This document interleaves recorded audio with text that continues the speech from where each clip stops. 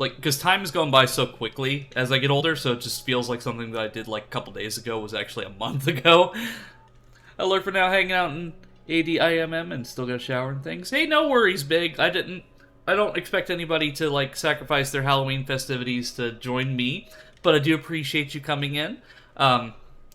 So, anyone else who is just lonely tonight, needs somebody to talk to, needs somebody to hang out with, this is a good place for that, because, as I said, I've done all of my Halloween festivities already, so I don't have to worry about leaving and going somewhere else. But we are going to go ahead and get started here with Not a Hero, where we play as Chris boulder-punching Redfield himself. And I'll just go ahead and do it on normal. Chris Redfield is a high-profile BSAA member who has resolved many a bioterrorism crisis. Fucking company. Is it ready? Can we begin?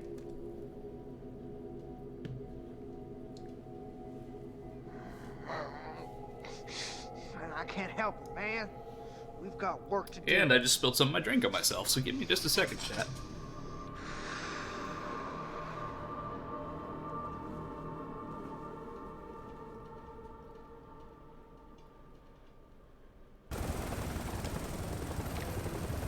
So I'll let this play while I go do that. Chris, did we lose him? No. Ethan Winters has been secured. He's alive and well considering. And Lucas Baker? Right now, he's our only link to the connections. He's next on my list.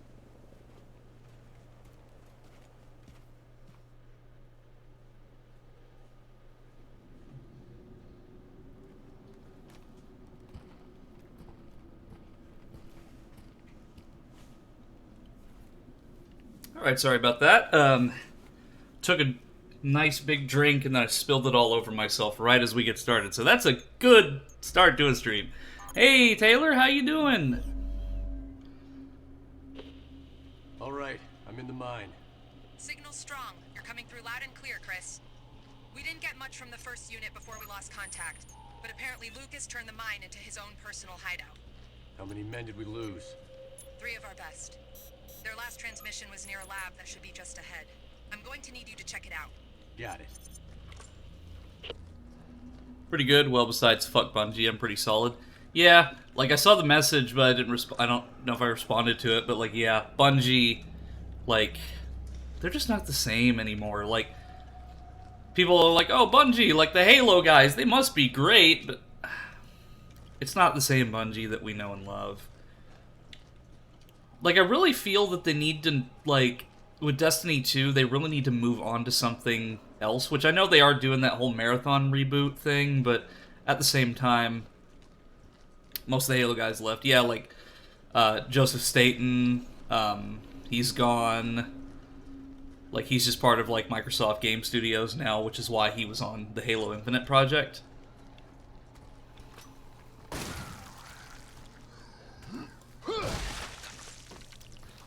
Fucking Chris Redfield. It's like Ethan just like puts his arms up like that, and then Chris is like, nope, I'm just gonna punch them out. But it is very Chris Redfield, just going in and punching everything.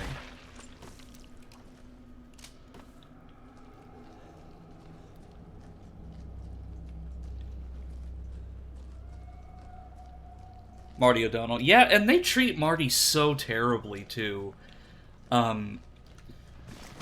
Like, Marty, like, posted a lot of, like, behind-the-scenes stuff from, like, the development of Halo, and his work, too. And they see, like, I don't know if they cease and desisted him or copyright claimed him, but, like, he had to remove it, and he's just had, like, a really bad time on YouTube because of Bungie, and it's sickening, to be honest with you.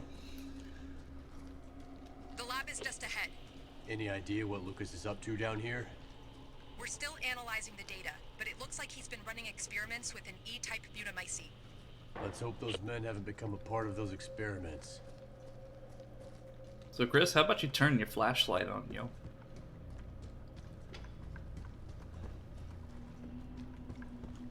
I mean, Crit, like, Lucas should have minded his own business! I'll see myself out. Company names mean next to nothing. Most of Turtle Rock left before Back for Blood. Most of DICE left before 2042. Yeah, he had to sue to get his money from his work in Destiny 2. That lawsuit showed how bad Destiny... That is just so sad to hear. Yeah, like, after I watched that video of, like, Back for Blood proves that Valve carried Left 4 Dead, and it's honestly true, seeing that. It's... Because, like, Back 4 Blood's a fun game, and it has a lot of, like, replayability, but the problem with it is that there's no characterization. There's almost zero, like, characterization at all. Like, there's no banter, really, at all between the characters, and that's the whole reason we loved, Zoe and Francis, Bill, and Lewis, and so on. I'm getting you out of here. Leave me. It's too late. We're both walking out of here. I got news for you. What? That's not gonna happen. Oh, I wouldn't do that if I were you. Now, you can try and take that off all you want, but I'd advise against. My hand might slip and... Oops. What a dick. Now, here's the deal, Chris. You don't follow me, and I don't bounce your head off the ceiling. Oh, the same goes for your little soldier brains, too. Adios. Muchachos.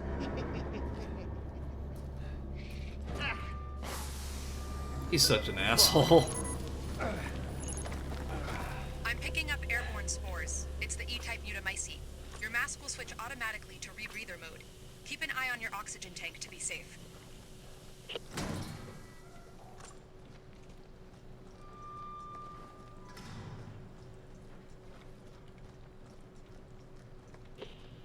Your oxygen tank is at 50%. There we go. Looks like you're clear of any contamination. You should head back and get that bomb on your arm deactivated. Halo Infinite time. heavily relied on I don't wanna give contract that asshole a developers head who only start. worked 18 months at a time. Understood. Each had to be trained before they could Just start be contributing. careful. Yeah. Please ignore the bomb on your arm, right? That could just go off at any moment.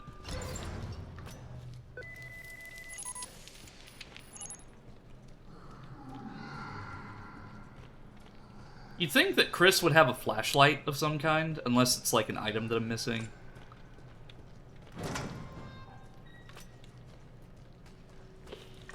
Your oxygen tank is at 50%. I can read Umbrella Corporation.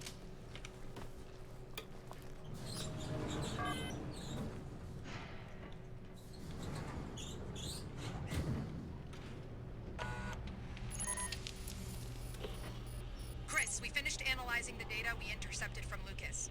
It's like we thought.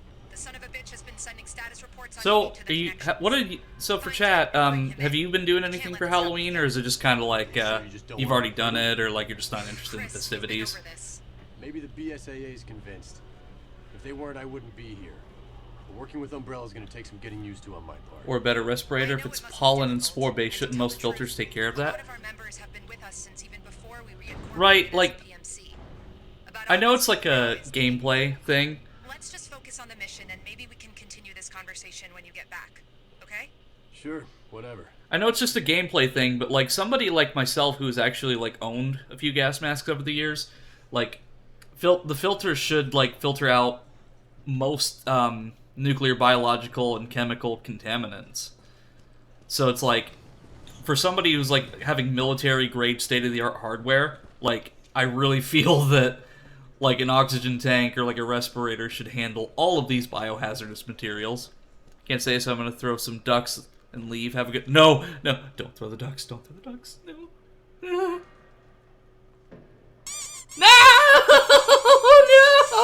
No, not the ducks!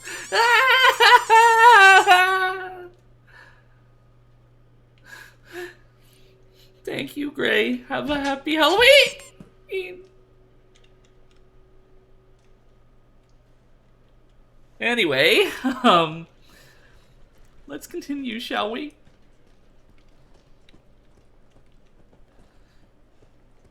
Also, if I remember correctly, I'm using the ray-traced version of this game, so like the enhanced edition that came out a few years after the fact. Ah! No! Get it off! Off of my head. Ah! Ah! There we go. I wrestled with it and I got it. Oh, wow. The last time I played this was, like, what did it say? Like, January 15th, 2018. So it's been a while since I played RE7. So I don't really need this. Well, I guess I'll read this just for the lore's sake, because...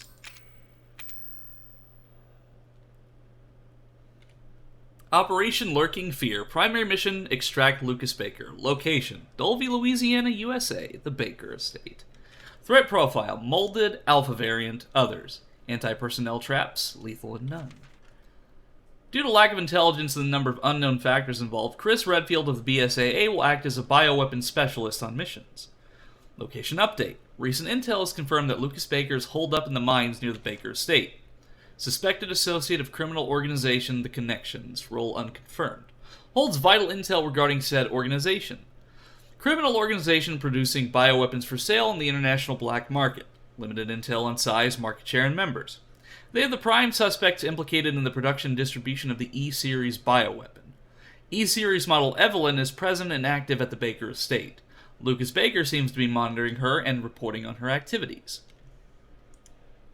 And then there was another one that was here. It was like Umbrella's goals or something.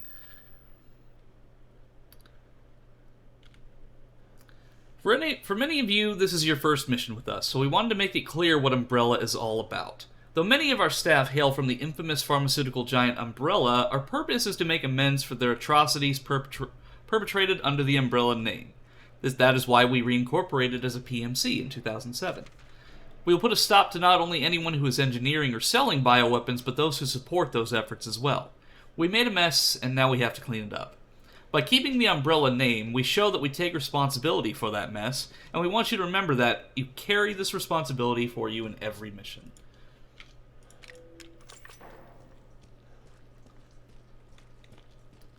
It's kind of strange when the Umbrella Corporation becomes the good guys in the end. Because, like, in all the other games, it's like, oh, Umbrella did this, Umbrella did that, and now we're working alongside them. Especially Chris. Like, Chris has been through so much hell over the years. Like, I mean, he's been in a volcano, he's been... numerous zombie outbreaks, he was... been on a zombie outbreak on Alcatraz. Hi, Cranberry. Happy Halloween. Yeah, weird working with him. Rains on my parade. Yeah, no kidding. So this first DLC pack, there's still a beach ball down there. So this first DLC pack is very, of course, gun heavy, but the next DLC pack is primarily hand-to-hand combat, so... Let's see, where does... Oh. I opened that without even touching it.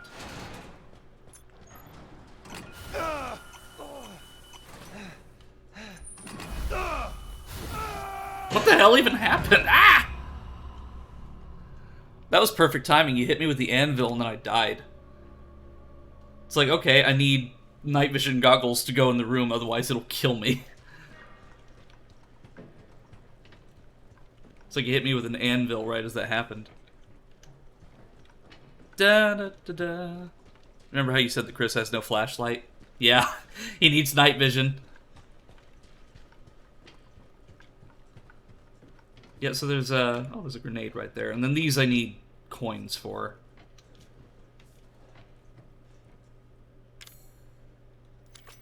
I'm not going to make the joke that there are steroids right there, and this is Chris Redfield. But it's open for anyone who wants to make that joke.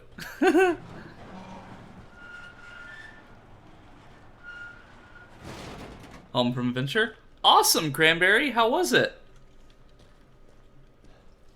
I don't really have anything to do for Halloween night, so I'm doing this spooky stream.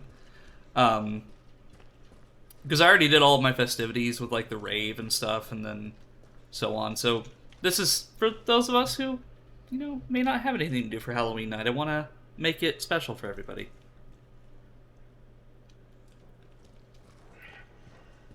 Oh, and speaking of that, Cranberry, I actually showed your photos last night, too. You okay in there? Redfield? Don't worry. I'm gonna find a key to this thing and get you out of there.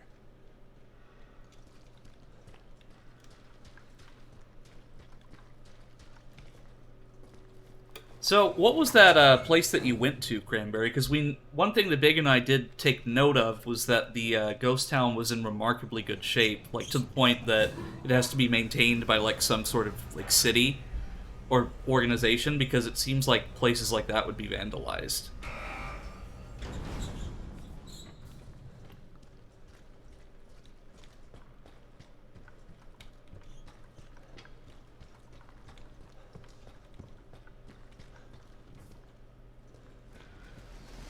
Key.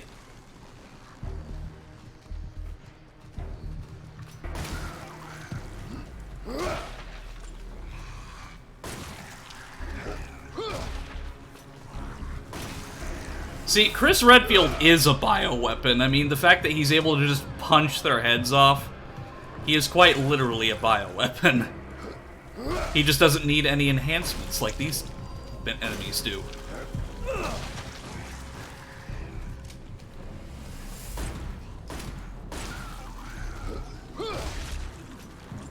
Gone are the days of me hopelessly smacking these things with a pocket knife. Now are the days of me punching them into oblivion.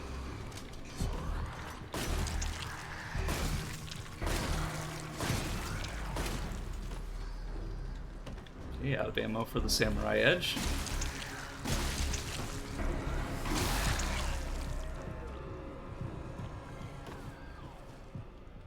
Okay. Seemed to be relatively safe, so I'll bring out the combat knife. Mulson, it was maintained by volunteers for a historical place. It's sort of like an open-air museum. It is indeed an abandoned town, but not abandoned to the extent that nobody cares about it. They prevent nature from reclaiming it. A lot of the items there are donations to help preserve what the town looked like at the time. Okay, that's really good to hear, because like I just noticed like the typewriter and like some of the other like equipment, it's just like it's in remarkably good shape. I didn't want to use the med ejector.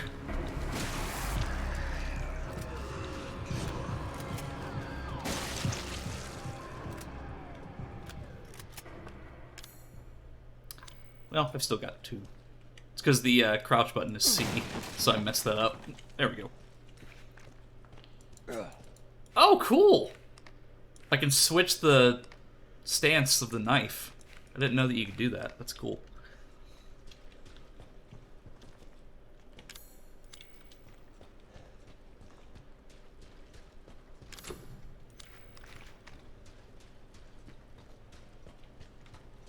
Key. This looks like a trap. Shit.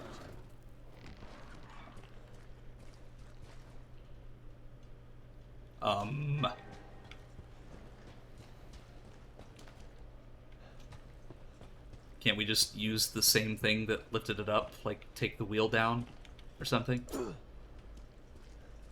Or am I supposed to shoot it? No? Huh. Well, that's not a hero, everybody. No, well, this also gives me the opportunity to kind of just look around and gather stuff that I need. Like ammo, grenades, and what have you.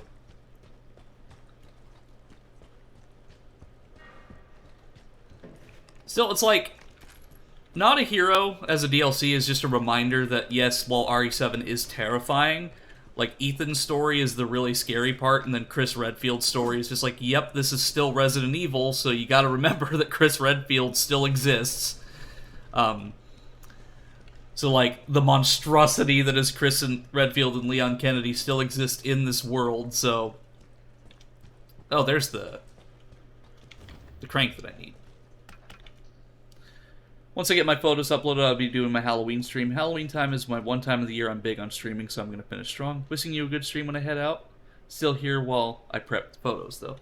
Hey, no worries, Cranberry. Like, if I finish before, if I finish beforehand, I'll actually raid out to you.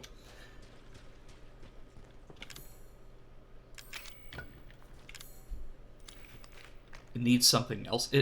What else does it need? The gear? This ought to do it. Okay. Whoop, we got a big boy!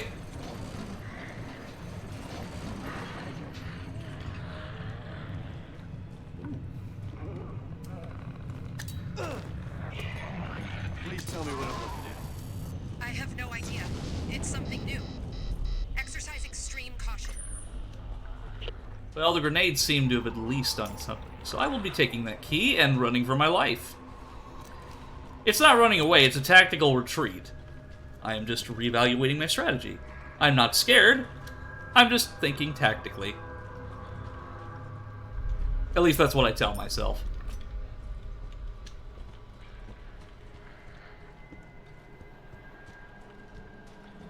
It's not retreating, it's high velocity bitching out. Exactly, Taylor, that's exactly what it is.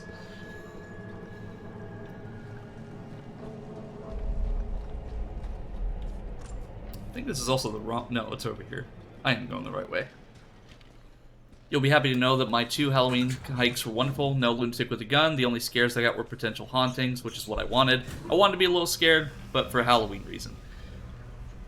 I'd love to hear about the potential haunting stuff, too, because I haven't shared the photos yet because I just haven't had the time, but I'll probably share them before the end of the night. I went to a spooky place in my local area. I went to a supposedly haunted cemetery that I've heard stories of for years, and then I also went to a bed and breakfast that was supposedly haunted, but it's abandoned, so I couldn't go in, but I went to the building and I took some photos at least.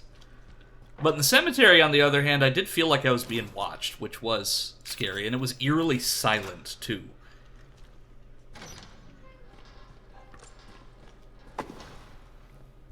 Everything's all right now.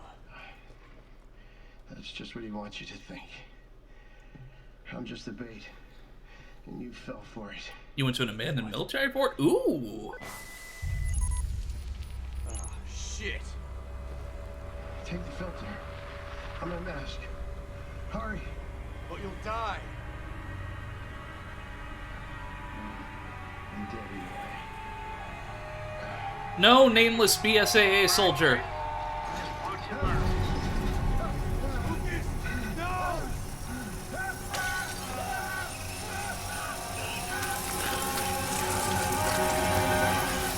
So about that filter. Dang it, I used the med injector again.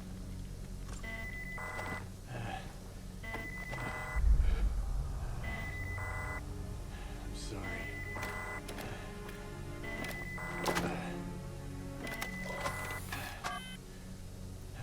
It is very gruesome. And I was able to go inside it. Awesome!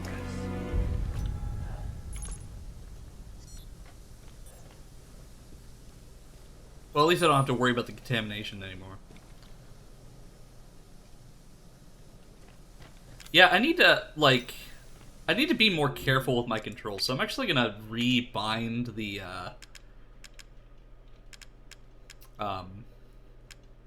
button key assignment. I'm actually gonna rebind this, because I end up using the health when I'm not meaning to.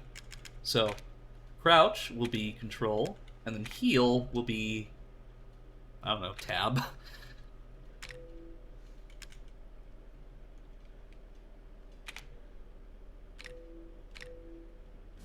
Oh wait, tab is the menu, fuck. So I gotta go back to the default.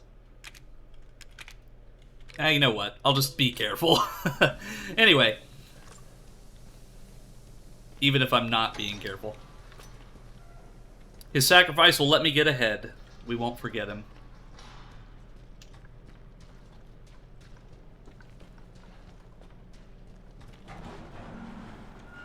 But now that I have this filter, I should be able to progress a little further. But I also need the night vision.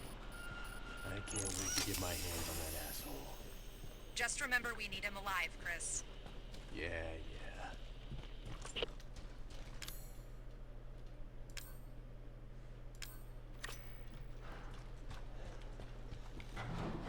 This is the room with the night vision, if I remember correctly. Yep. It's hard to tell because it's so much darker with the baked lighting, but with the ray tracing, it's a little bit brighter. So it's hard for me to tell, like, okay, what do I do here? Like, what do I do now?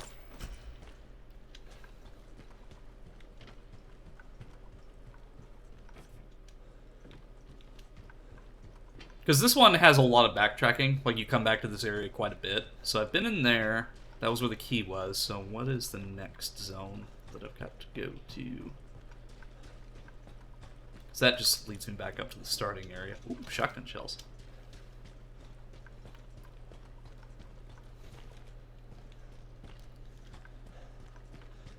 Okay, chat, I'm about to sneeze.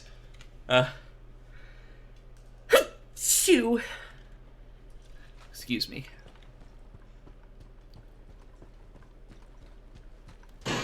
Ah! You're punishing me for my sneezing? How dare you? Thank you.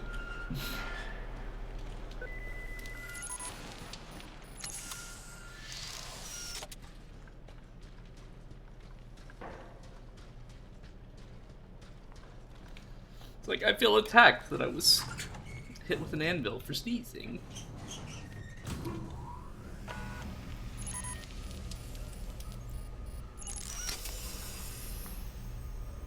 Plays the stream Raiders main themes.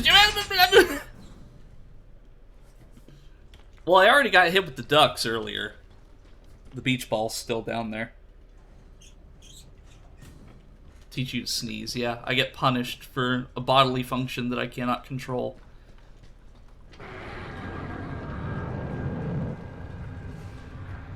Okay, so there's Big Boy.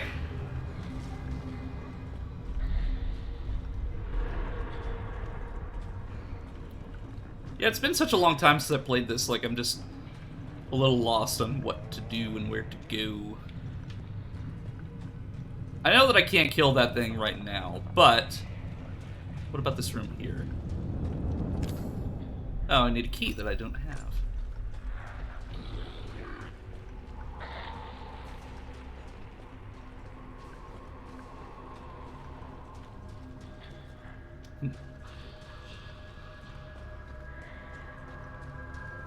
Gotta love sense of direction in these kinds of games, eh?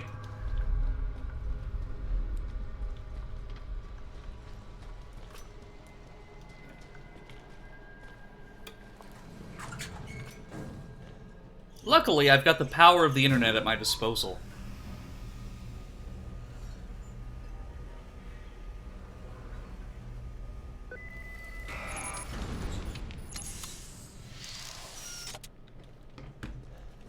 So if I get stuck, it won't be for long.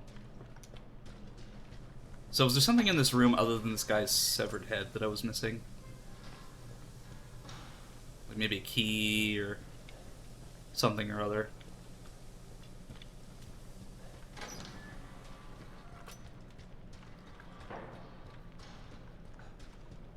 Because, like, this area back here is, like, the hub area where you just go back and return to, like, after you get through a zone. So let's take a look at this walkthrough. Kind of tempted to run around where I live. By the way, fun idea for screen splitters. Kit and I play you in Magic the Gathering.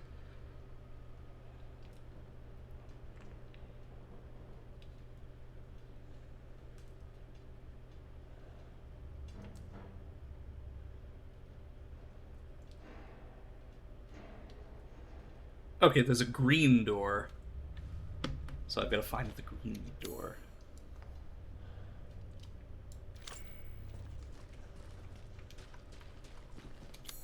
This one right here. So the thing is, I've never actually played Magic the Gathering. Like, I had a set of cards when I was younger, and I probably still have them around here somewhere. I know that some of the cards I have are very valuable. But at the same time, like, I never really got into it. Like, I had the deck. It's kind of like Magic the Gathering is sort of like Pokemon and then other franchises, like Yu-Gi-Oh, Pokemon. Like, I had all the cards, but I never actually played the game really well. Oh, even well, what's the fun in just smearing me into the ground with a game that I'm not even any good at? You're just like, haha, Eno is terrible at this game. It's like, yes, because Eno's never played it before. Let's taunt them with our skills in Magic the Gathering. I need to see if I still have that deck of Magic the Gathering cards, because, like I said, some of them, like, I looked it up a long time ago, and they're pretty valuable. But I also just don't know exactly where they are. Like, I have, like, I used to have, like, 6 or 7 Blue Eyes Shining Dragons from Yu-Gi-Oh! And I still have a couple valuable Yu-Gi-Oh! Cards that are, like, hundreds of dollars, but I just have them in storage because I just haven't really had the desire to look at them, really. We get to teach you. Also, I got decks that are super new person friendly. Sure. I mean, like, I really liked, what was it, Gwent? The Witcher card game that we played way back when. I mean, I'd give it a try. Like, I'll try it once. Like, because that's kind of how I was with Kingdom Hearts. Like, I didn't expect to go in loving it as much as I did.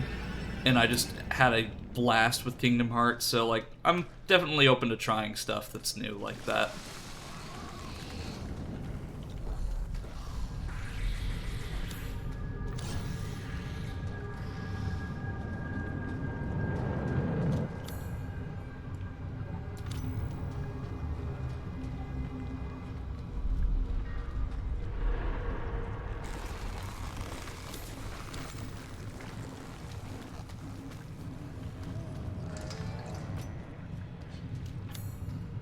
Backup power.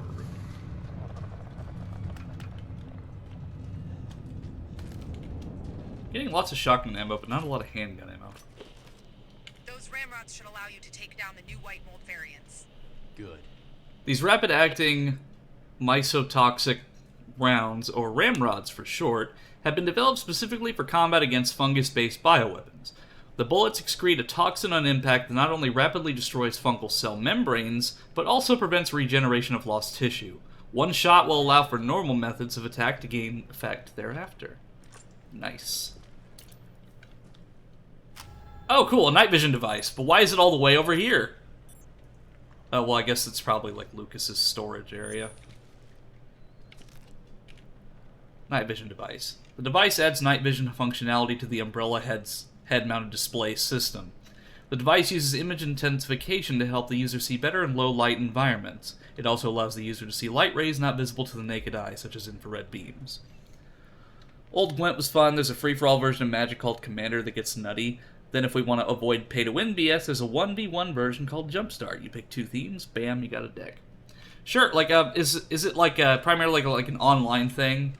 Like, is it something that we could just, like, say, like, those Yu-Gi-Oh! Games that you see on Steam where you just, like, they have the decks, like, digitally and you don't have to actually buy any of them?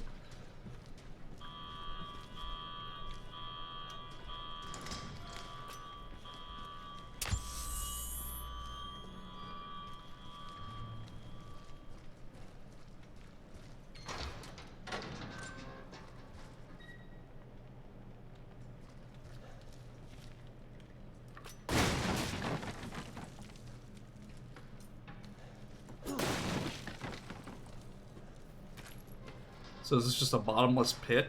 What is this?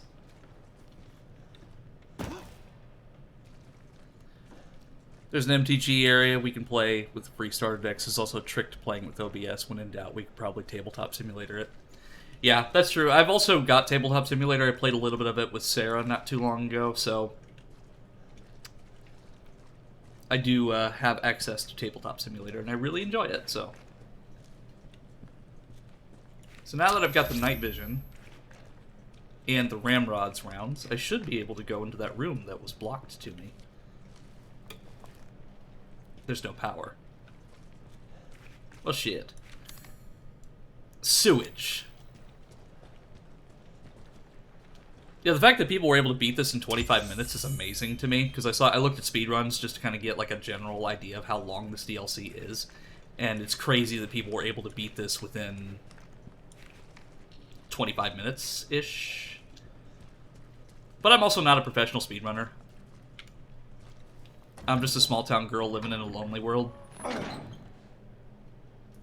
You know, the...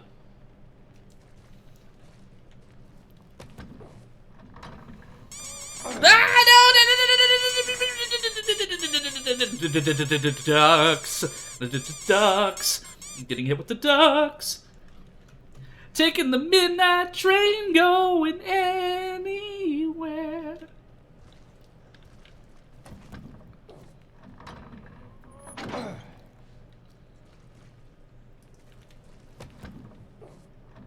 It's Japanese for duck. I figured it was gonna be something along those lines. Ah! Okay, so what if it's like that, then maybe all of them have to be pulled. Unless, like, it just feels kind of weird. They have to be in a certain order.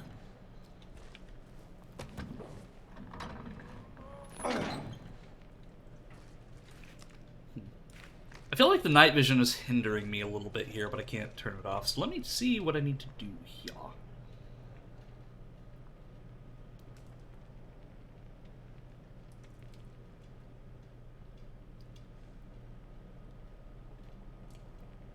Oh, it's the sequence on the door. That's what the whole door was. It was, up. Down. Up.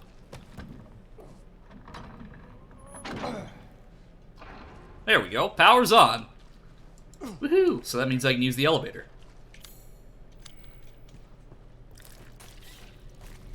What the?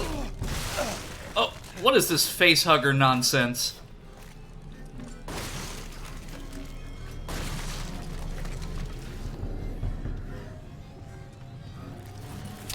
Ah! Elevator! Go, go, go!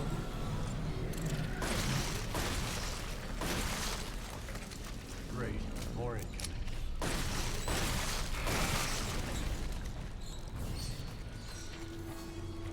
Go, go, go! Ah! Ugh.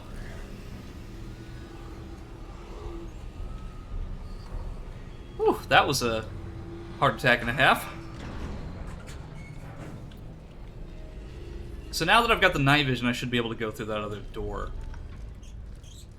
I also don't like wasting my shotgun ammo on these little facehugger things. I may just avoid them if I can. Because there's not really an incentive for me to kill these enemies. That is an automatic turret! What is that doing here? You've got to be kidding me. Ah! Like, how did he manage to put that there in the time that I was down there? But either way, I am, making my way downtown, walking fast.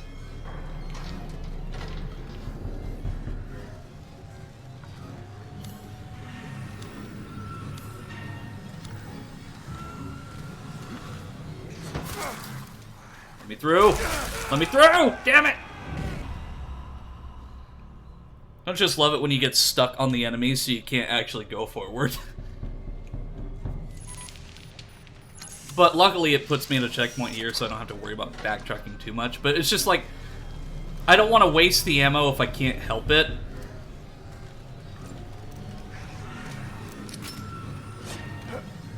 Oh wait, these are just regular molted. There we go.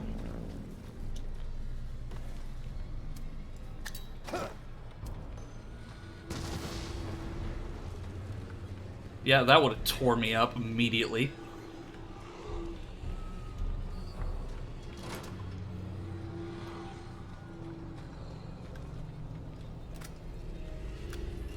Alright, here we go.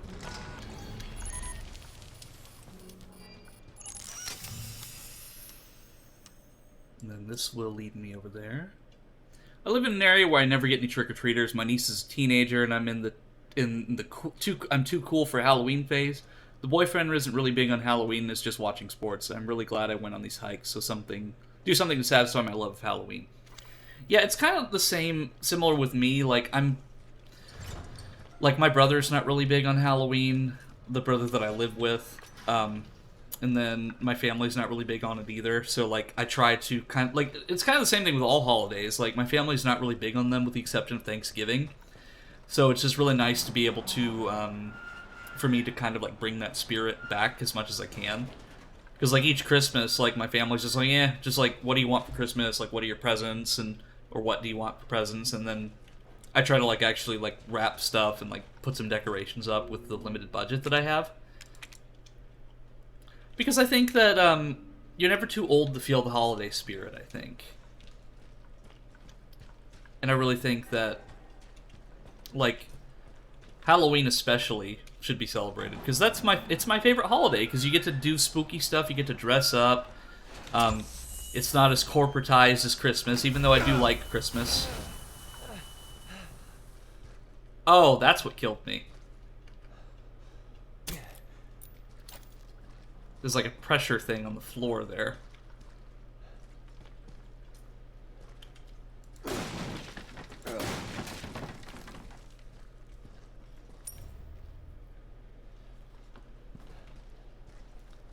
I haven't given out candy to trick-or-treaters since probably like 2012, 2011.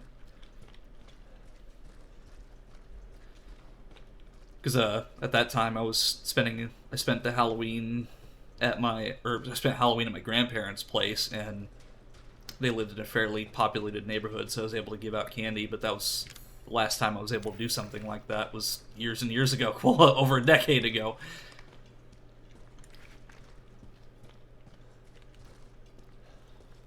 Like when my niece didn't want to go to an event with me, I even said I climb mountains with a grappling hook. Do you really think your friends are going to find that to be lame? Right? I mean, I still think that's awesome. Like, not only are you climbing mountains, you're doing it with a grappling hook, and that's just super cool. And you've also got a cool title to boot. You're the grappling hook girl.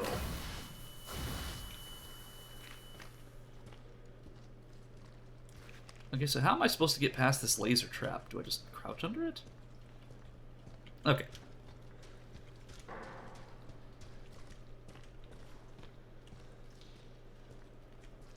And then that looks to be like a bomb, so I can just go under it, I guess.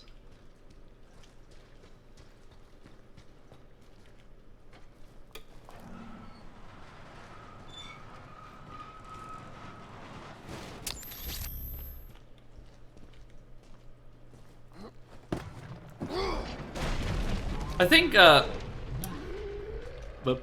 he's got no head, and he exploded on me. The last time I, like, went trick-or-treating was, surprisingly enough, my senior year of high school. And granted, I was probably, at that point, I was even too old for it, but the reason being is that I went with, like, some of my younger cousins and, my aunt. And it was just, like, I was kind of at that phase where it's like, yeah, this is the last year of my childhood, I may as well just, like, do fun stuff like that. And that was the last time I got to go trick-or-treating, and I dressed up as Slender Man. Because I had a suit from the homecoming dance that year, and I just repurposed it for a Slender Man costume.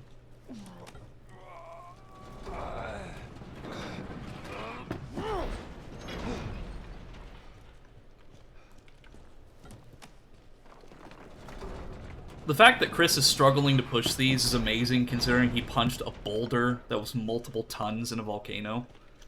Like, he just has to, like, give this thing a tap and it would move.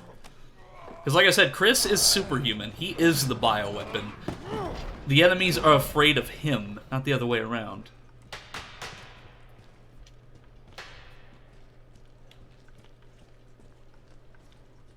I'm not sure exactly what that purpose of that was for. Oh, I see. We're using this as kind of like a battering ram. So I need to push this back.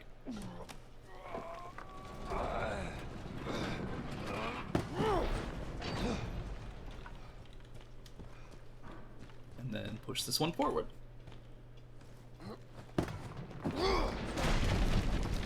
And that's one. No, no, no, no, no, no!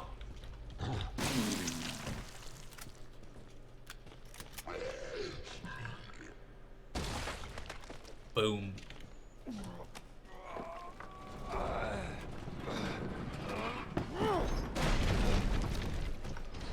Yeah, I'll be happy to share some of my photos from the haunted excursion that I went to. Though I will be doing it in the admin-only chat, just because there are some markers in the local area that could potentially be, like, just for privacy reasons. Hi, Jet! Happy Halloween, my friend! So, I think I just kind of blocked my way that way, but it is what it is. I did open up these areas, so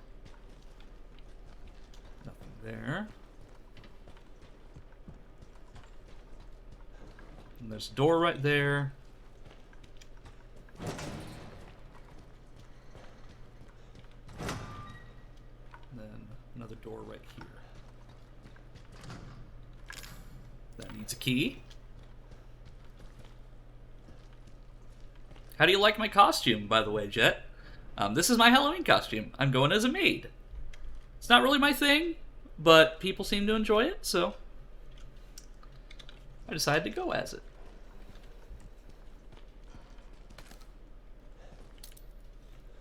I mean, even if the maid stuff isn't really my thing, I still think it looks adorable, so. Because it's so formal looking.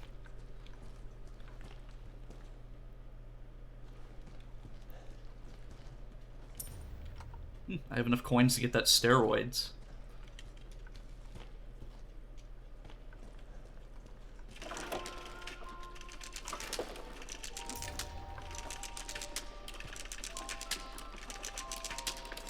I feel like it's gonna explode. Not explode, but close.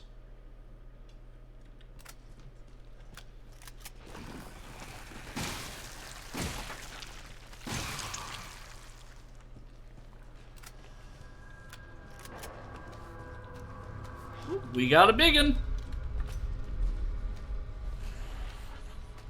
However, I'm gonna just walk past him. Because there's just no incentive in fighting him and wasting the ammo. But now that I've got the key, I should be able to unlock the door that's over here. I don't think he can actually follow me either, so.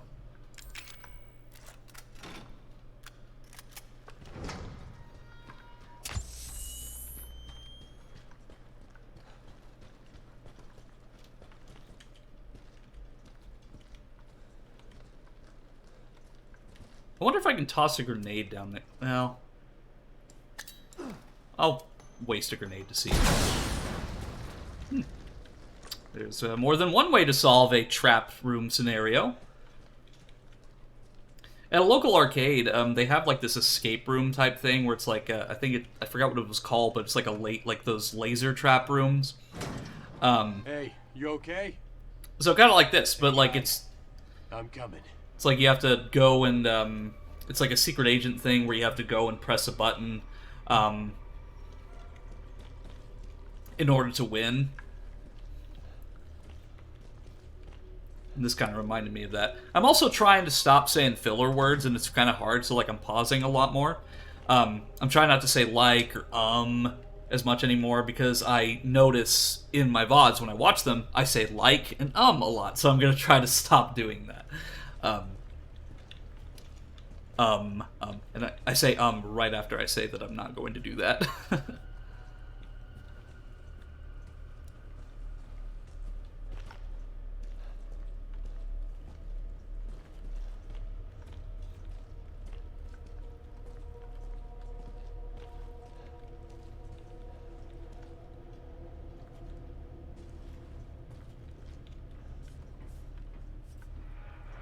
The main thing is being okay with the silence, just letting people know you were thinking about it. That's admirable. I'm still working on it. Yeah, and it's unintentional. You don't notice that you do it until you watch yourself back. And it's okay to say like every now and again, but I noticed that I say it more often than I'd like to. I just said more often than I liked to, so I said it even when I didn't intend to do it.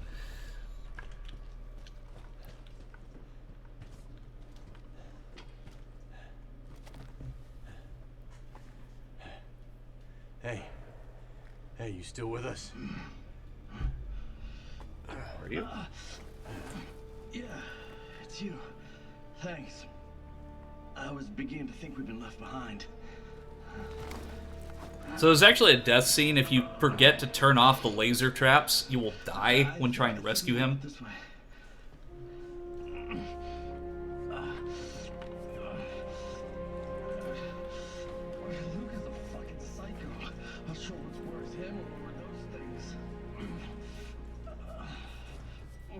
out of here.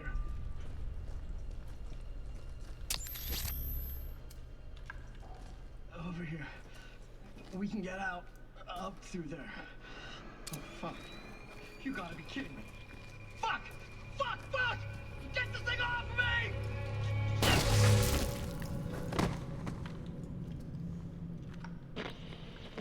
I don't know about you, Christopher, but I'm getting real tired of playing games. Well, I mean, I'm playing a game. 3 of my men dead because of you. This ends, and it ends now. Well, I don't think so. It's about to be 4 dead soldiers in a minute. You're going to fail, then you are going to die.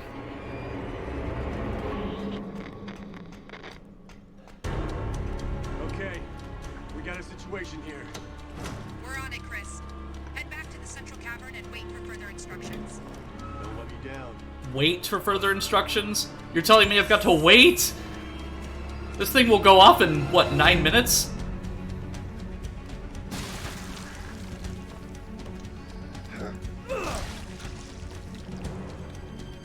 Make sure I didn't get on any trip mines or anything.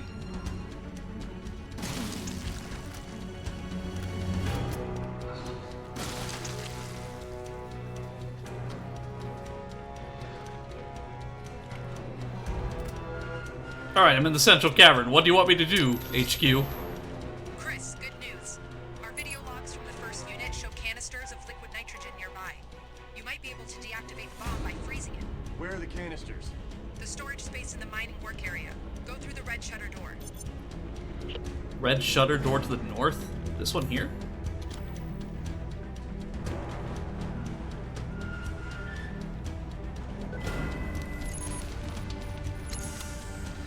Well, since there are enemies spawning, I'm assuming this is the right door.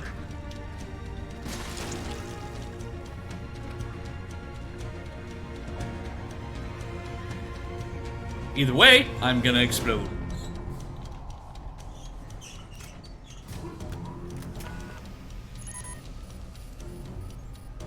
This is tense. So I'll try not to focus too much on me saying like too much, because I feel like that makes me a little too silent, so I'll work on that on my own time.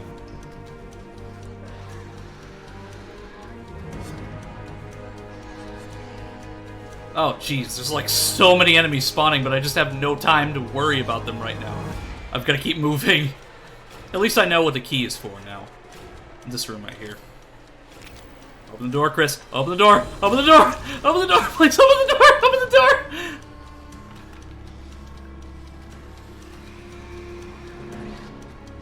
Luckily, the enemies like have a build up to their attack, so I can run past them usually.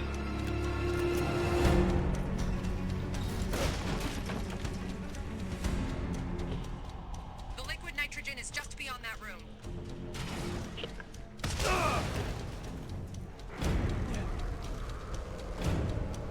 Eat shit and die.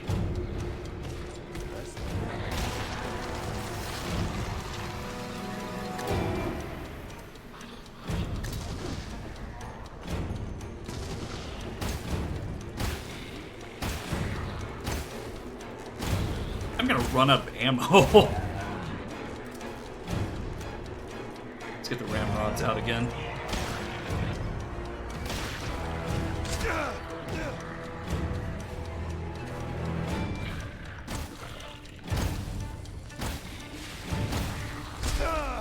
Damn, this thing's tough.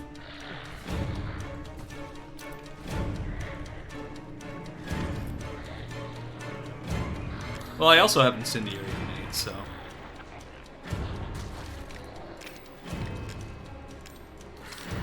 Oh, dear God. They are not letting me sit for a minute.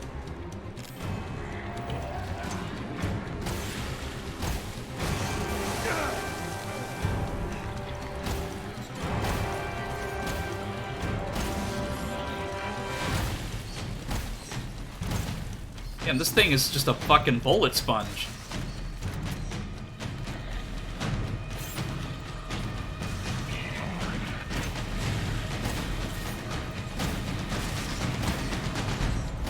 You're not taking no for an answer, are you?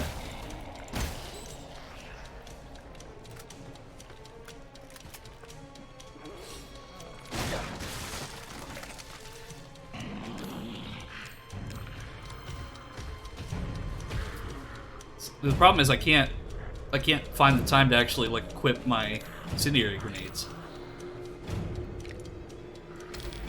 There we go. Time to die! Burn! Yes, burn! Disintegrate into oblivion!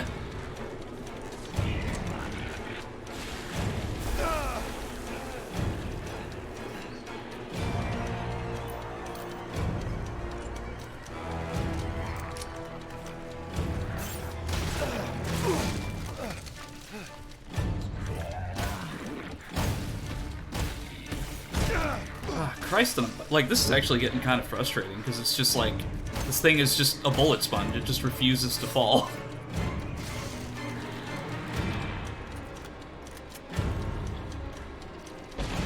There we go.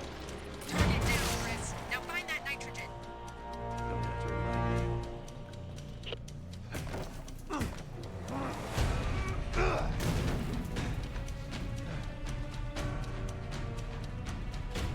There we go. Hurry, Chris. Here goes nothing. Yeah, just like, let's just stick our arm into liquid nitrogen. That did it. Take it off before it thaws and restarts.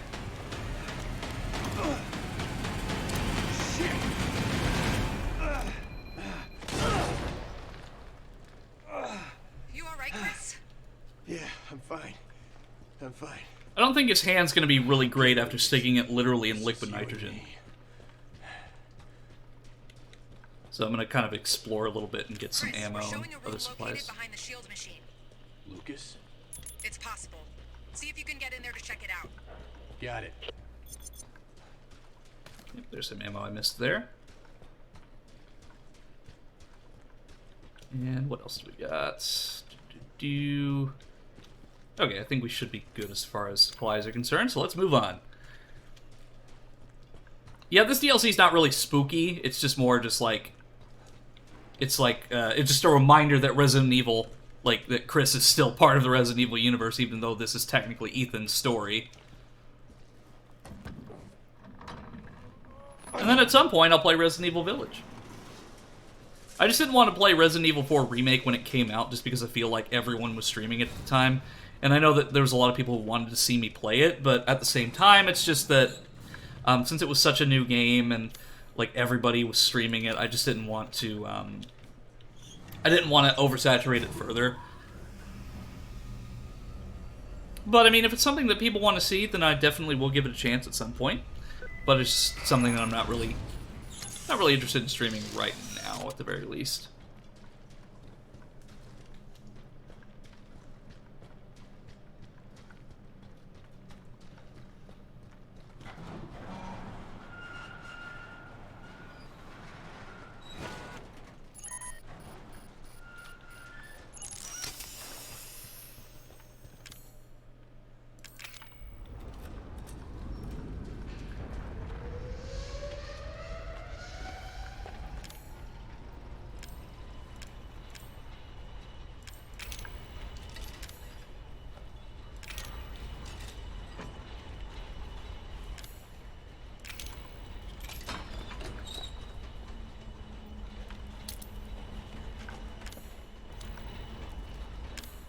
Let it be known that Chris Redfield canonically has taken steroids.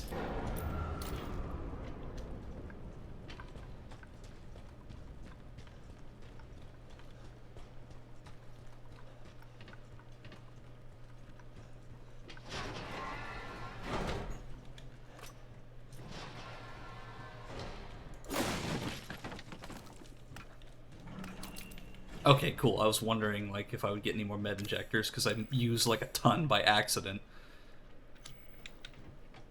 But just when max health is increased, I should be able to, in theory, take more damage. Christopher, still with us, I see. Very impressive, my friend. Very impressive. Let's just see how impressive you really are.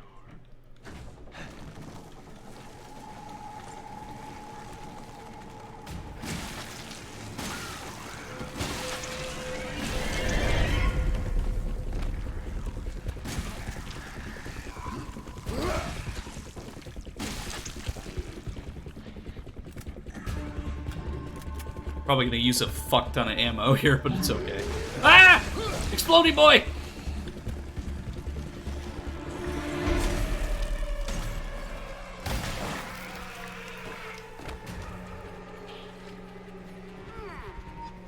Maybe you're good. Maybe you got lucky. What do you say?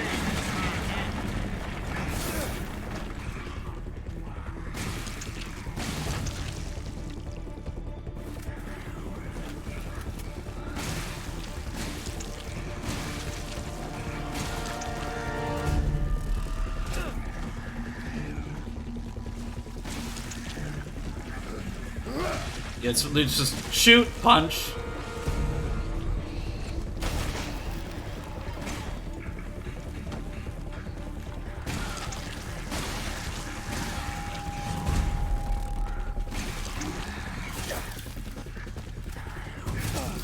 Jeez, I can't reload because they keep hitting me. Oh, come on. Reload, Chris. You've done way worse than this.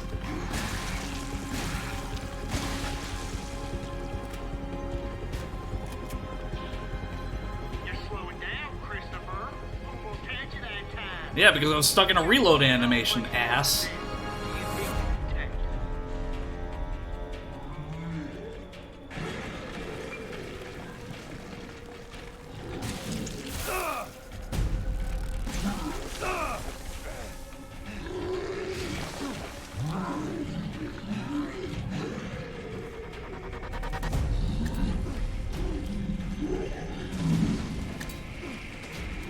At least I've got some grenades.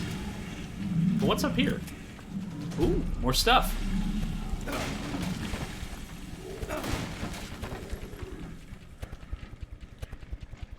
Lucky me. So chat, sorry that it's kind of slowed down a little bit. I'm just kind of focused on the game at the moment just because, like, it's been so long since I played this that a lot of this is new. Because, like, the last time I played it was in 2018, so it kind of really shows, like, how long it's been since I played this.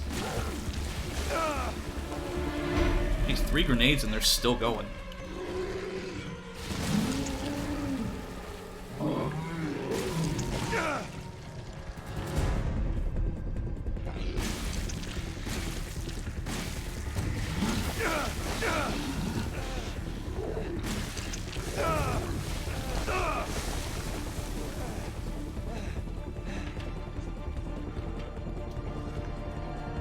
How is this thing still standing? There we go.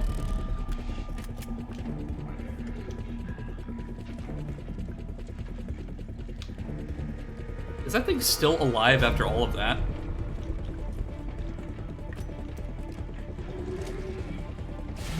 You're kidding me. It is still alive. Any more? Is that thing still standing? There we go. I was gonna say, I'd be pretty mad if it was still alive.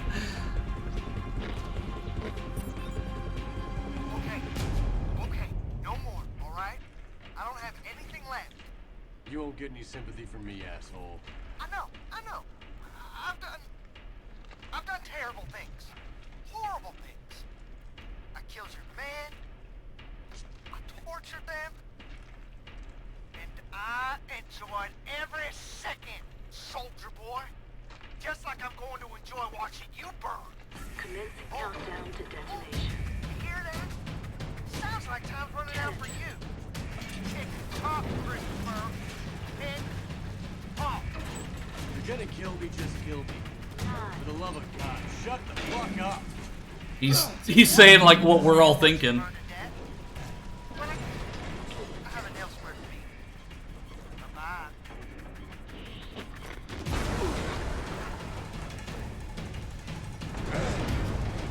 Shit.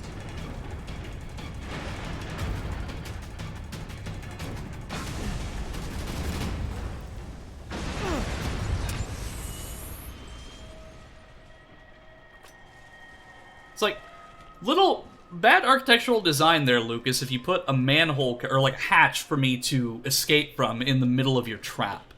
It's almost like you intended for that to happen. Yeah, I'm fine. We managed to intercept an email Lucas just sent out. Listen to this. Umbrella and Redfield have been taken care of. Dealing with them cost me some time. Costs them a lot more. But I can still get that data to you, but we're quits after that. He thinks I'm dead. This might be our chance.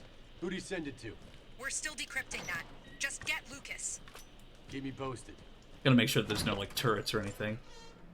So I'm gonna take a second to hydrate, chat, and I'm kind of, like, recollect my thoughts a little bit after that experience, but...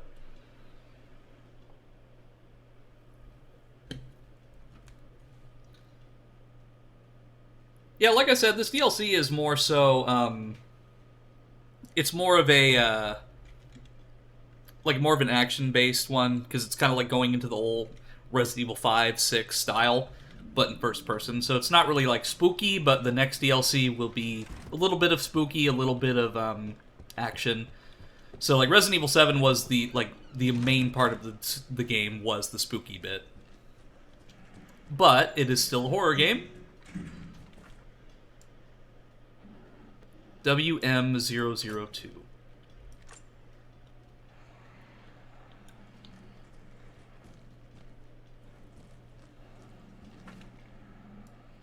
WM001A. WM001. I'm assuming that stands for White Molded. And then White Molded 001 Alpha. 12 minutes after dose, cell calcification.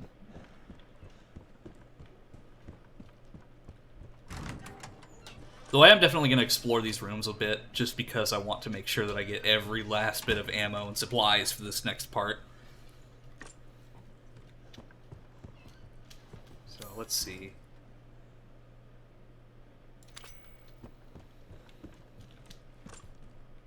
I think I'll go through these rooms first before going upstairs.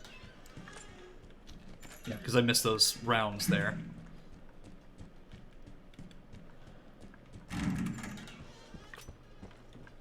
I mean, I could backtrack if I do accidentally trigger a cutscene or something, but at the same time. Knew it! I literally stomped the ground in front of it and somehow killed it. Let's see. June 11th, 2017. That was one day after my 21st birthday? I'm sick of this guy, Lucas. They just gave him my job as lead researcher. Who do they think I am? Why do I, a Stanford graduate with a master's in microbiology, have to work under this lunatic? All he does is mess around with the test subjects, making them all fight each other and doing unnecessary autopsies. He's sick. He knows nothing about the E-Series Metamycete's potential. I'm going to report his behavior to the next meeting with HQ. That guy's probably dead.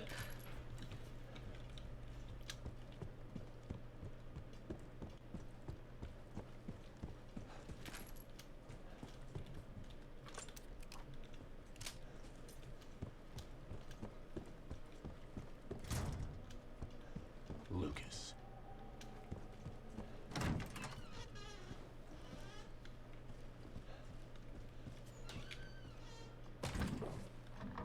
I mean, anyone that's, like, criticizing Lucas is probably dead. Oh, Jesus, what the hell? Peekaboo. Lucas!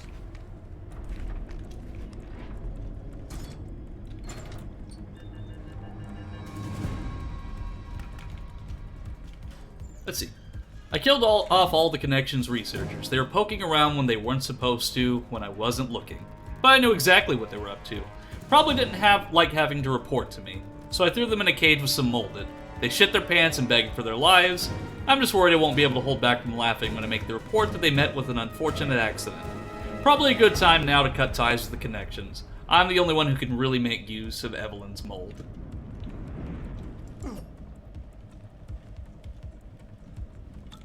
Lockpick and a save.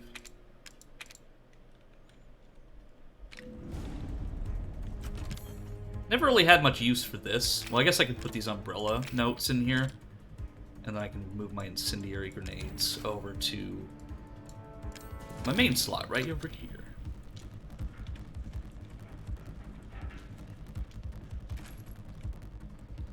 Buyer for E-data? Got one. Get set up for transmission. Yeah, there's a lot of plot threads in this game that didn't really go answered in Resident Evil Village either, so it's like, It's really, I really want to see, like, where, like, I'm guessing it's going to be, like, a trilogy of games, so, like, the next Resident Evil mainline title is going to kind of, like, fully explain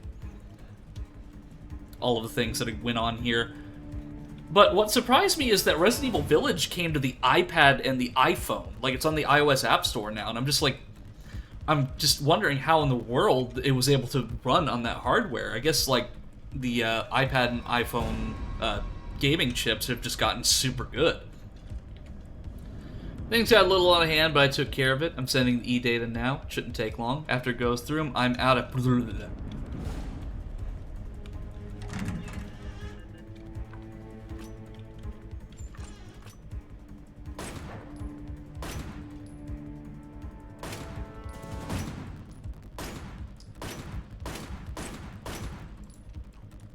You're kidding me.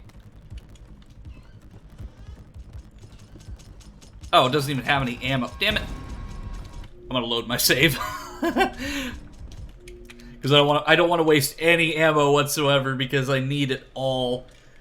Like, if I had known that that turret just had one, like, it was empty. But at the very least, it just put me, like, literally right outside the store.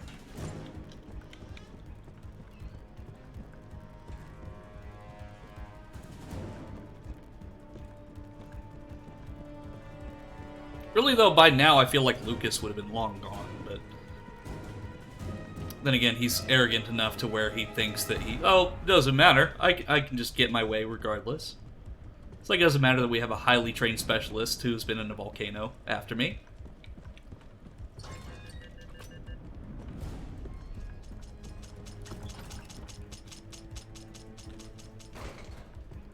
It probably, because of in his haste, he probably set up this turret here to stop me, but he forgot to put ammo in it.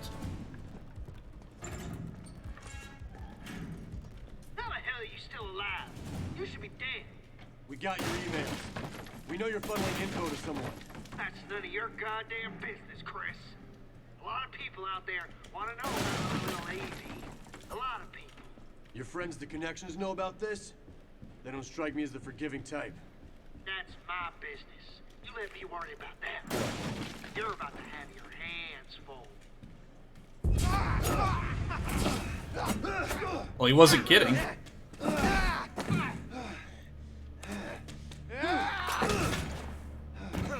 Thank you! The thing that we wanted to see the entirety of Resident Evil 7, Chris did in 1 second. I don't believe it. Believe it. It's over. No. No way. Just shut up and accept it, Lucas. Love that, wouldn't you? Oh boy.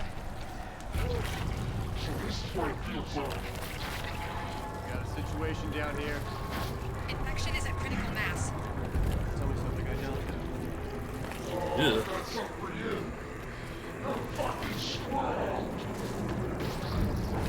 You're going to need to proceed with caution. Extreme caution. Oh, So why did we wait for him to transform? Like, why did we wait?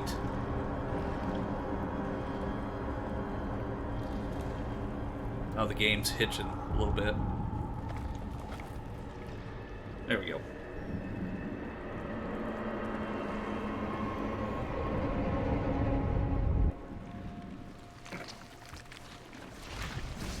Yeah, I don't understand why Chris waited for him to transform.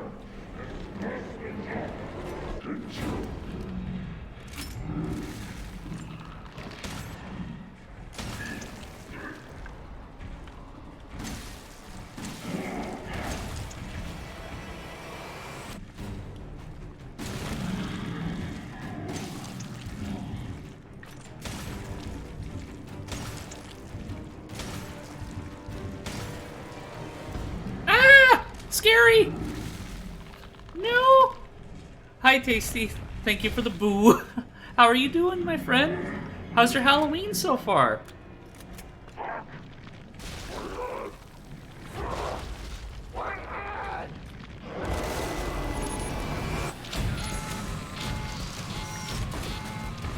air contamination is going off the charts. Count that thing before your air tank gives out. Thanks for the advice.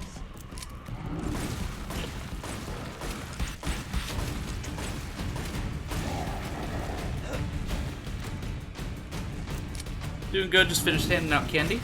Yeah, I think your mom sent me a photo of your costume too. Like, I really loved the wig. Like, what were you going as?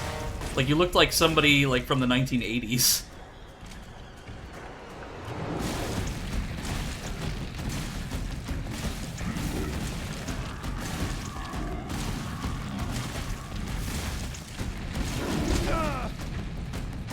Oh, the wig wasn't part of my costume. I'll show what I wore later. Okay.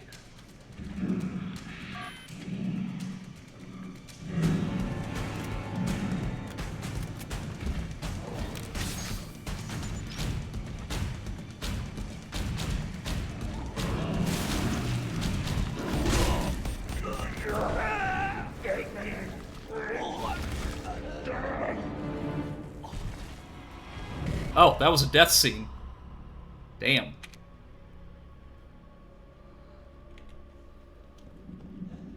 Simply put, I decided to dress as myself.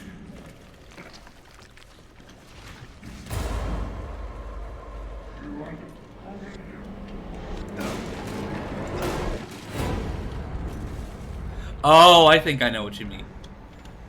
But yeah, I'd love to see like what you came up with. Like, I always love the creativity of Halloween costumes, especially whenever you work with limitations. I remember when I was little, my aunt dressed up as a McDonald's French fry with like styrofoam French fries in like a cardboard box. Ivanov's definitely a last-minute choice. Yeah, that's kind of how I did with the Halloween party I went to at my dojo. Like, I just kind of like grabbed my Virgil coat and then I just brought my wooden boken.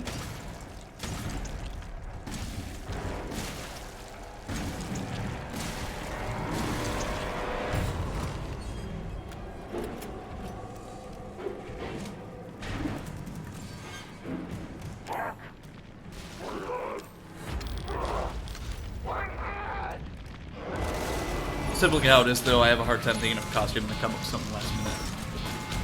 The air discrimination is going off the charts. Kill that thing before your air tank gives out. Thanks for the advice.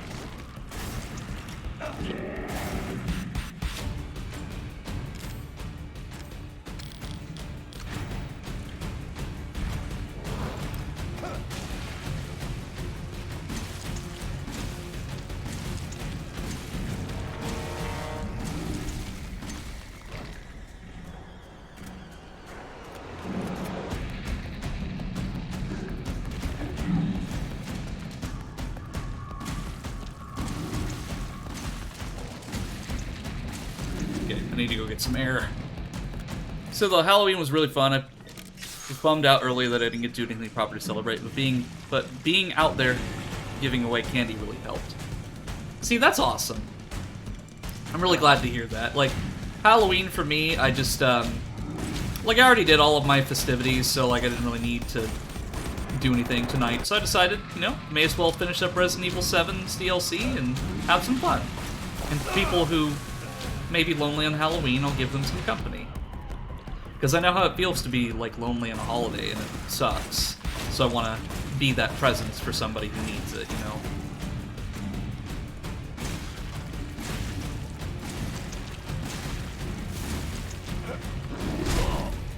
I'm dead.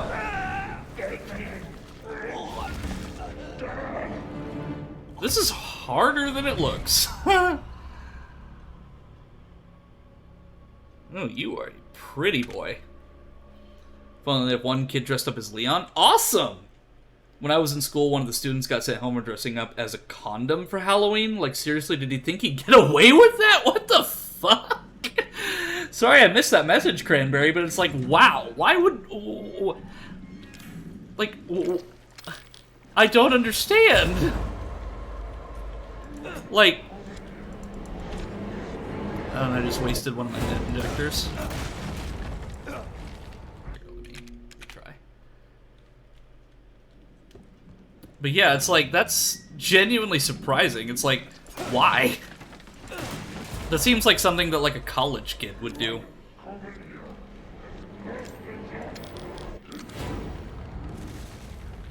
Dang it, I used the med injector again. I keep accidentally pressing it when I'm not meaning to. Because I'm so used to my crouch key being control, but that's the healing key.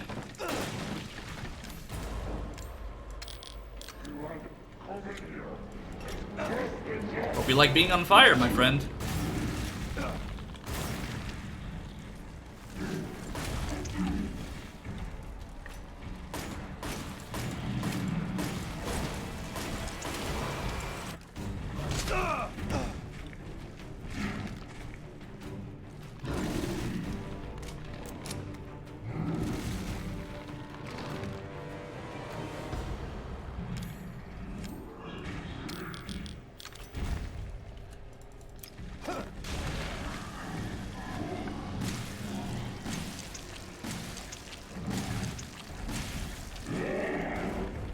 I'm trapped! I'm dead! Nope!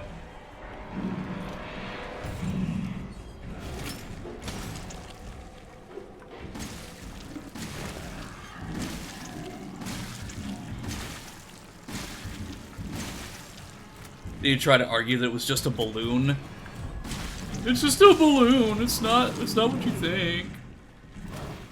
Like I said, it just seems like something that would happen in college. Like, I remember around Christmas time at my college, there were some kids who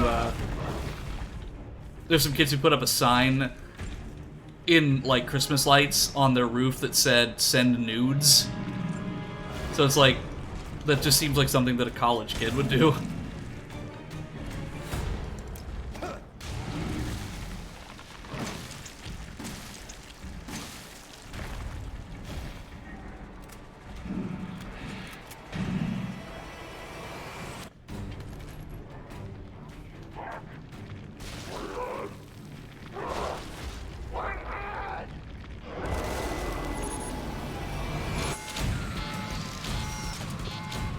The air contamination is going off the charts. Kill that thing before your air tank gives out. Thanks for the advice.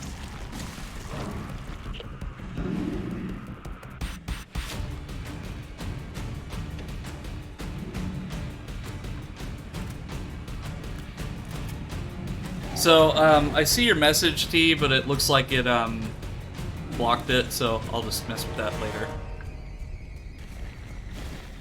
Okay, let me read it. One thing that I remember from college is a couple students setting up a ring toss game with inflatable dildos.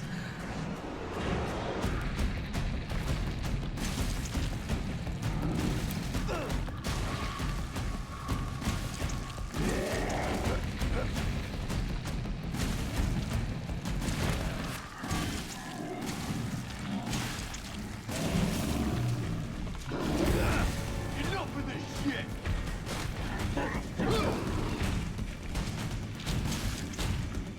Okay, I need to go get some oxygen. Okay, thank you, Cranberry. Yeah, no matter how many times I allow stuff through automod, it resets every single time.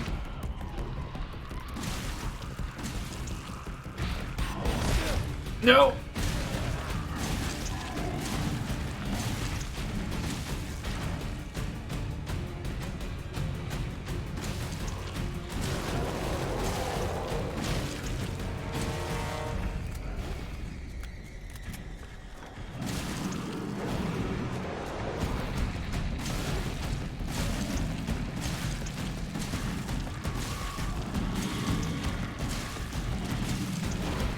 You're quite the bullet sponge, Lucas. Damn it, I'm dead again. It's like he has an instant kill move that just screws me over. Yeah, this DLC is getting kind of annoying, to be honest with you. I'm okay though. I'm not super mad or anything. It's frustrating. I just do not really like bullet spongy enemies, and Lucas is very much a bullet sponge.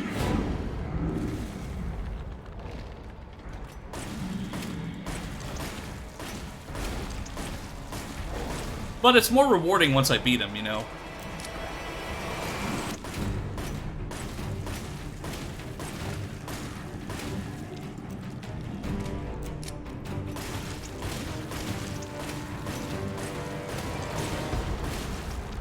Maybe I'll start with the handgun, and then... because that way I can keep my distance from him. Because it feels like getting close is a death sentence.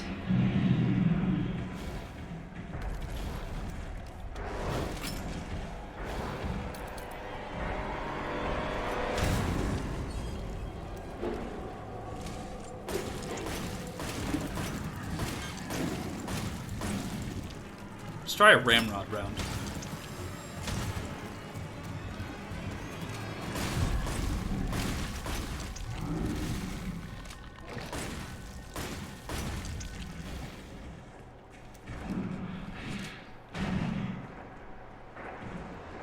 Still, Chris, like, you're smarter than this. Why did you wait for him to transform? Like, I mean, did you want this epic battle? Like, I mean, by now I really feel like Chris would have learned his lesson to not let the enemies transform. It's the same thing as letting your enemy monologue and not taking them out while they're monologuing.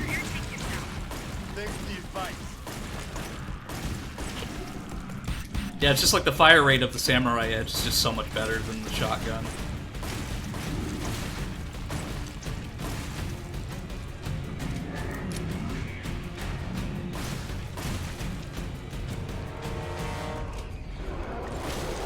He's gonna jump at me.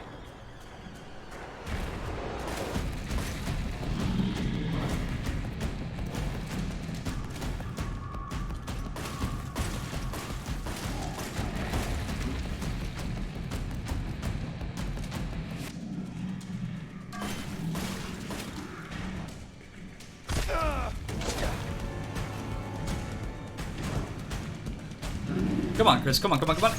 There we go.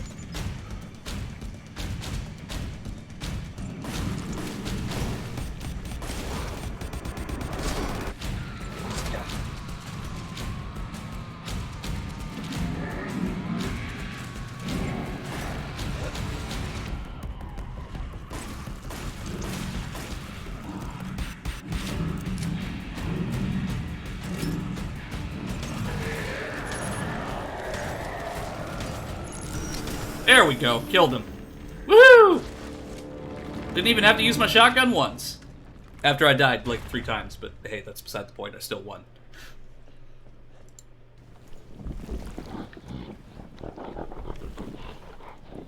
Woohoo! I did it! Over. Except it's not over, Chris, because there's still another DLC pack to do.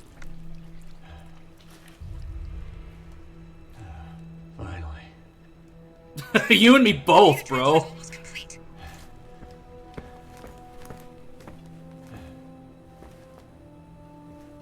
How do I stop it? You need to find a way to shut down the server. There may be some transformer relays you can... Okay, that worked. Gonna be some pissed computer techs up here, but... Cry me a river. What's the sit rep? the facility is clear. Even the newer breeds have been neutralized.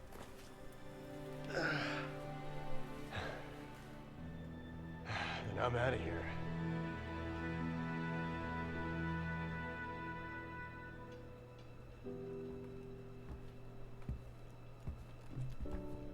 Perimeter wall is up and operational. Good. Think we did any good here? Not for them, unfortunately. But the mold is contained. Hopefully, they're Evie's last victims. So after this is over, I will make another announcement for those who are still in the chat. Chris, Very there's interesting a call for you. announcement. You need to take it back at the camp. All right. I'm on my way.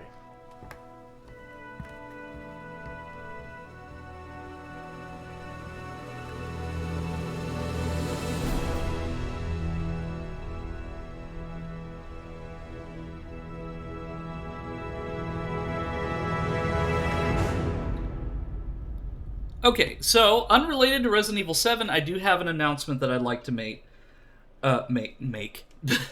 So, gotta steal a baby before I return to camp.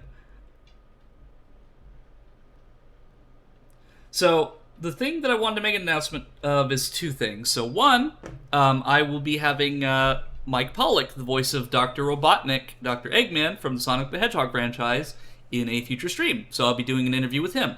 That, and I will also be, of course, within the next few weeks, hopefully I'll be talking to Matt Hill as well. But at the start of the new year, sometime after that, I will be having the lovely Cheryl Chase, I believe her name is. And she... Yes, the lovely Cheryl Chase. She is the voice actress for Angelica Pickles from the Rugrats. And after the new year, I'll be having her on the stream, maybe. So I've got some other interviews planned for everybody.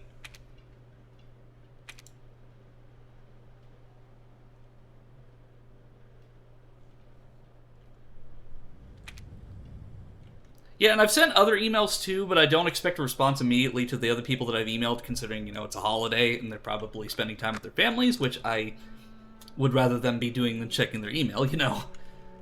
So, last but not least, we have End of Zoe, the last DLC pack for Resident Evil 7. However, because of the fact that I just want to do the DLC, I'm just going to do easy, just because I want to get through it.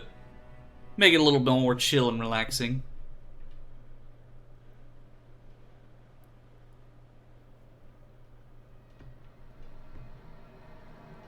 So this explains what happens to Zoe Baker after the end of the story, which, of course, the canon decision is that we gave the serum to Mia.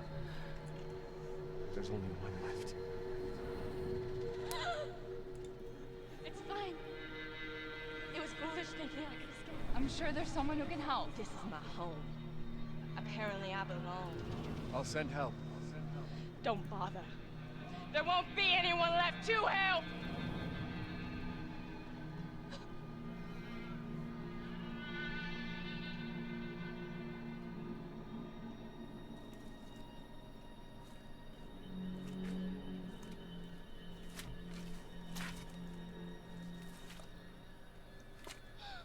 No! Evie! Please!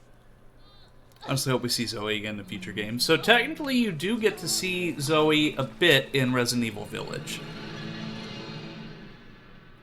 Zoe makes contact, like tries to contact Ethan in the Trauma Pack DLC.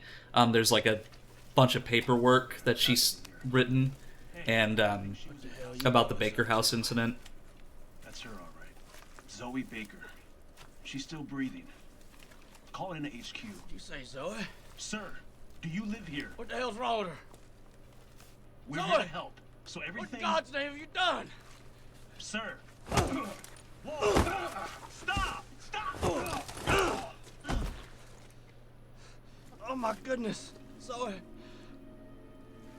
What the hell do they do to you?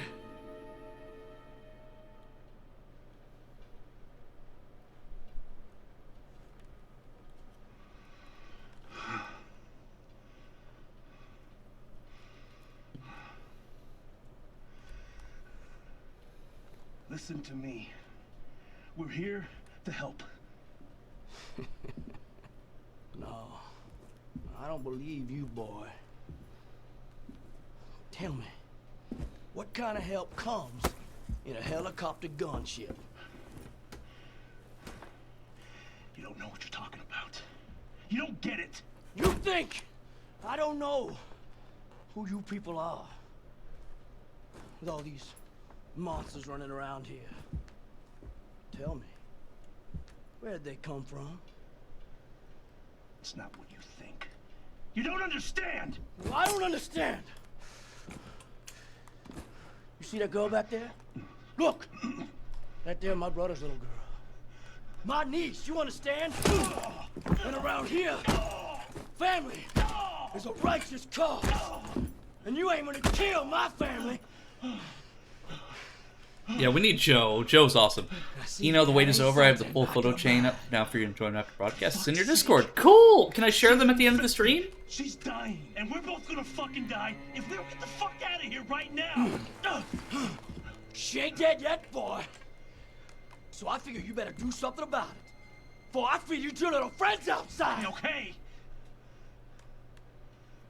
There's a cure. You're lying to me. I'm not lying. I'm not lying. We were on our way to get her treatment. Oh, it's 25 pages. Yeah, probably probably better to just do it, like, personally then. They're probably still waiting for us right now. No, but I might take a look at it regardless, just because, like, I don't have anywhere to be, so I can just look through them.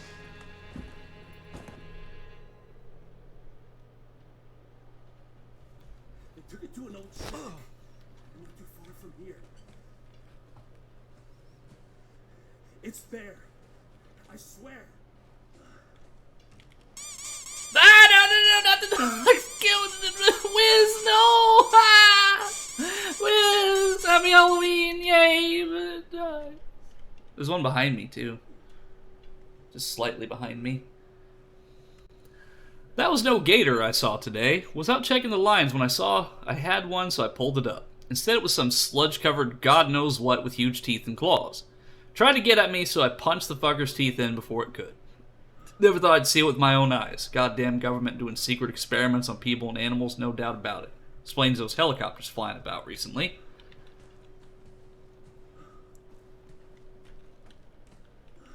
So we are playing as Joe Baker, Jack Baker's brother, and he is also, he lives by himself out in the swamp.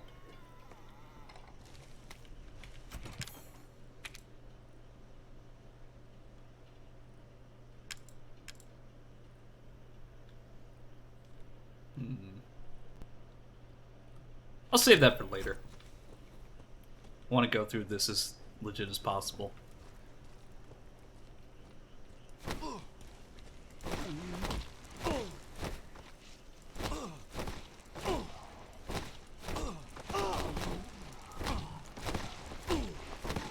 Okay. Left, right, right, left.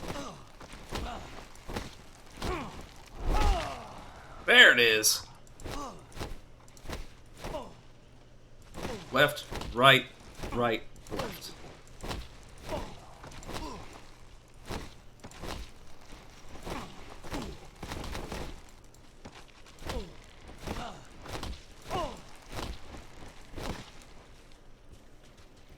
Wait, shotgun? Since when does Joe use guns? So, a shotgun is... This is for completing the game on a certain difficulty, you can unlock the shotgun as a bonus item. But then... There's also this, which I won't use just yet, but like... Charging. Charge complete. You can get this early on, but I'm just going to use the fists for now, and like if things get crazy, I'll use the fist.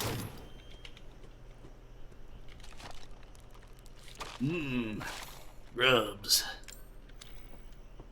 Can be combined with chem fluid to make a first aid med. Well, I'm glad that the grubs in the wilderness are able to give me first aid. Because even though this is Joe's house, like, I still need to kind of look around and see items that I need, like health and what have you. So, Wiz, how's your Halloween going? Doing anything special? I'm here because I don't really have anything to do for Halloween. And I know that there are some people out there probably are a bit lonely that they don't have something to do for Halloween, so I wanted to stream. Because I already did all my festivities the other night. And something I really wish is that, like, stores and stuff would, like, when there's Halloween, like, they just have specifically Halloween decorations. It gets kind of sad whenever I see stores that put out Christmas decorations and the Christmas decorations overtake the Halloween ones.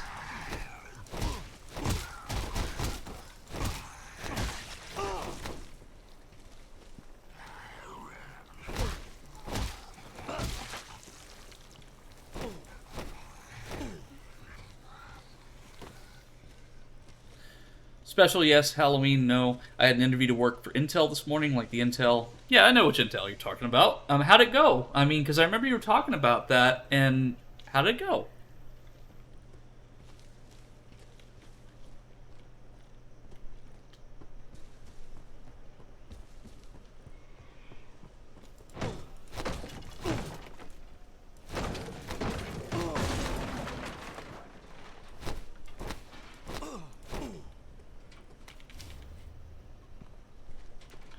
It went really well, and I'm super excited. Awesome. I really hope you get it, Wiz. Because that would be an amazing job to have. I'm back with food. Awesome. Hopefully you don't get grossed out by some of the moldy stuff you see in this game. What the?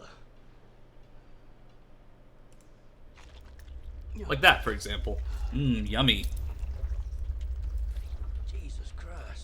Yeah, like right now I'm kind of building up my portfolio, which I do have some stuff in my portfolio that I can show, but I really want to build my portfolio up more, and then like when I get the opportunity, because like I do plan on at some point moving up to where Tasty is, and trying to get some jobs over there, because where I live currently, the only like opportunities for like the work that I want to do was at that news station that I left. So I gotta find, I gotta kind of move out of this area in order to find work that I can handle that's not retail.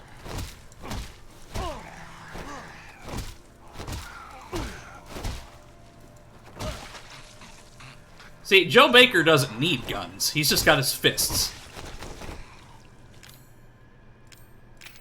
Let's see. Bodies are tough, heads are soft. Punch them. Get in as many fast punches as possible. Left, right, right, with some fast jabs. Right, left, right, and then a strong left knocks them out. Heads crush easily underfoot when they fall down. Crouch and sneak up behind when not looking to take them out without a fight. So, right, left, right, right, left, right, left. Or right, or left, right. I don't know my directions.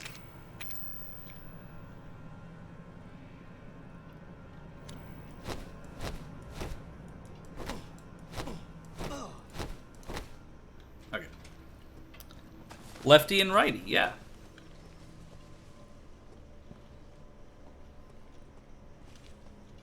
I mean, who needs guns when you've got the power of your fists?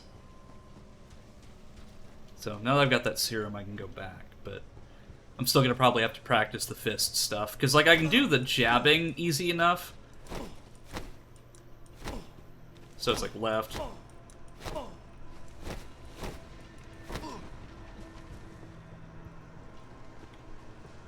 I say that and then I don't do the jabbing. Okay, so it's left, right, right. No. No, no, no.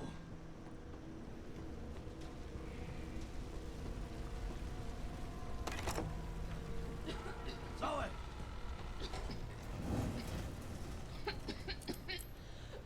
I'm sure I'll be able to get the, I'll get it down as I play this.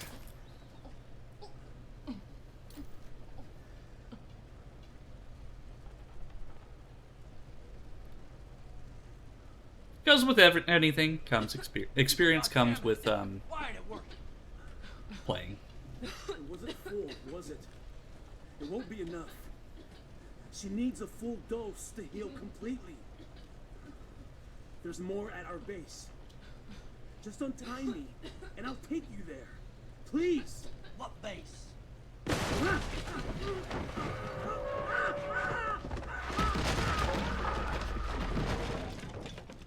Thanks, I hope I get it. Yeah, me too, Wiz. I really hope you do, like, genuinely. Shit. Gotta get Zoe out of here. Come on, Zoe.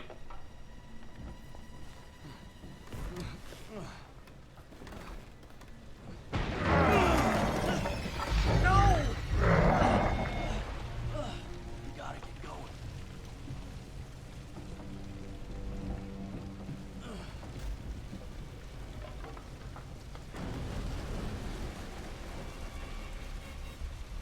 Yeah, I'd rather not get in the water. No kidding, Joe. This is some horror movie bullshit. Or rather, horror game bullshit. Okay. It's okay now, Zoe.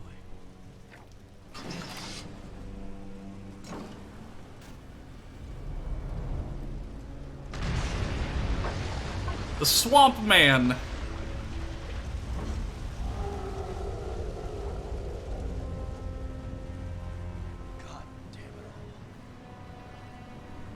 At least Joe conveniently had a boat that he could get on.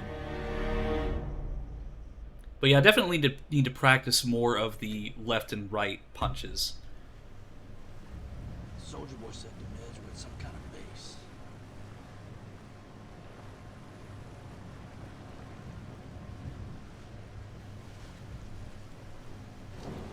But yeah, at the end of the stream, I'm going to be taking a look at Cranberry's photos, so... That's a nice little bonus that we get at the end. Looks like somebody left the lights on. That's good enough for me.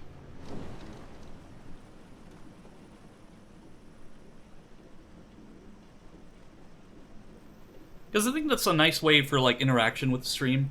Like, just showing off, like, all of the photos that you send in and so on. We just need to punch it, really. Yeah, like, literally, like, just get Chris Redfield in here. He'd punch that entire fortress down with one punch. Don't you worry, Zara. Like, One Punch Man in this universe is incarnated as Christopher Redfield. I'm fine with that, but just know it's 25 Twitter pages, so it's kind of a lot. Yeah, and that's fine, Cranberry. Like, I'm gonna, like, take some time to look at it. Like, I won't probably go into, like, super detail, but, like, I will just kind of take a look at them.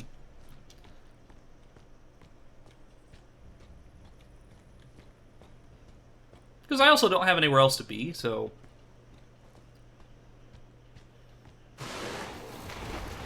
Oh, come on. Not now, Gator.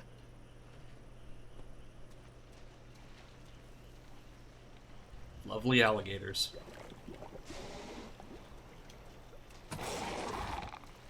Nope. Okay, we'll be safe here. Ah! Oh. Now just you wait here. I'll be back with something to make you better. Acme's really out to get me. So, okay, so the last time I played this was in February 2nd, 2018. It's just really cool to see, like, the last time I actually, like, legit played these. Because it, like, gives me a time and date.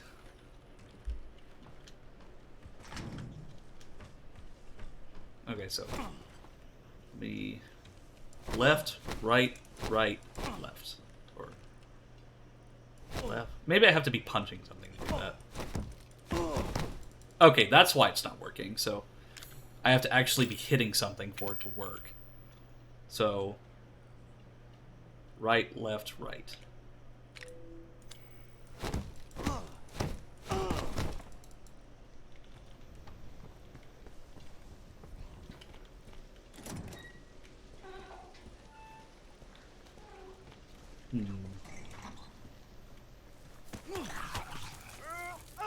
No need to lose your head!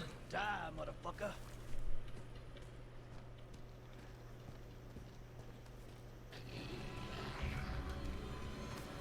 Right, left, right, right, left! Through the head. That's gonna leave a mark.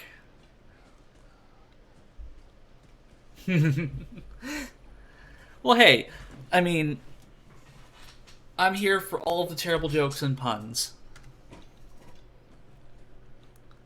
If you've got some more, I'd love to hear them.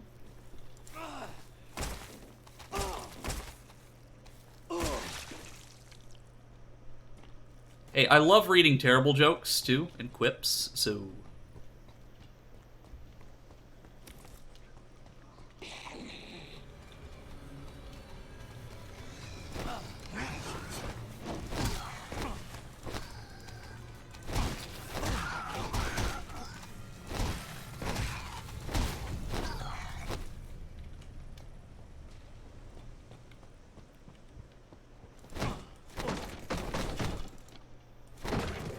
I don't have any puns. I'm not a punk like you. Ha!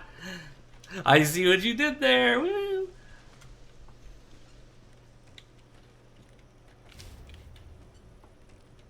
See, me and puns, we're just made for each other. Alright,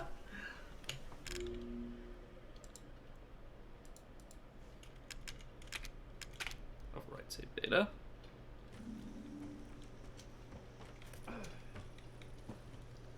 Yeah, I also have the ability to take my glasses off. Like, I just tried it last night. Like, I knew that I could do it, but I just never, never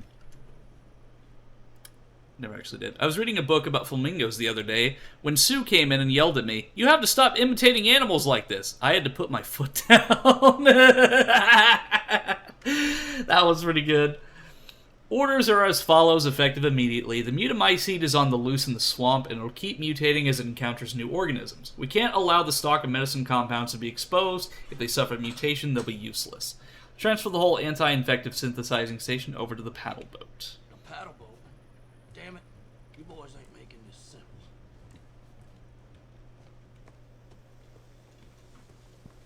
See, I love that, though.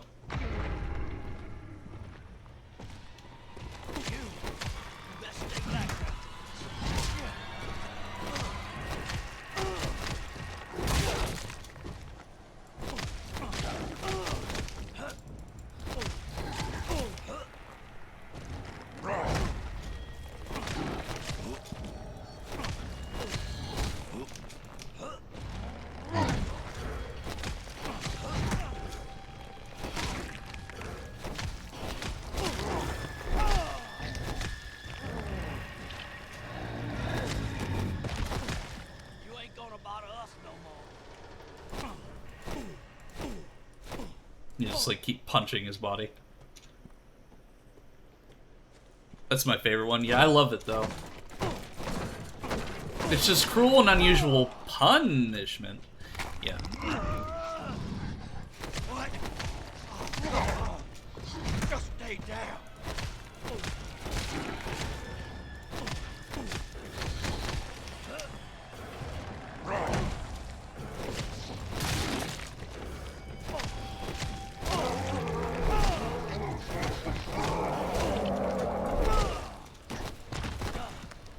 Boxing with Cthulhu. I mean, what better boxing partner than the eldritch god of, well, I think he's the god of, like, I don't remember exactly what. Because, like, Cthulhu lives at, like, the bottom of the ocean, and it's a city, if I remember my H.P. Lovecraft lore correctly. But, I mean, it's not like I'm not, like, a big Cthulhu fan.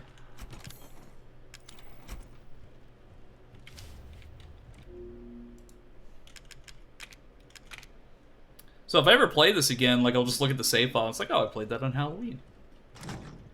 It's locked from the other side. Well, why did you tell me to come in here if it's locked from the other side?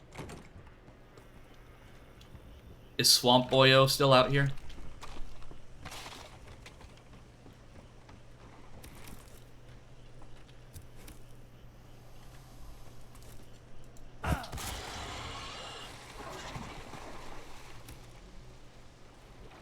Oh, come on, I can take that spear out of its mouth.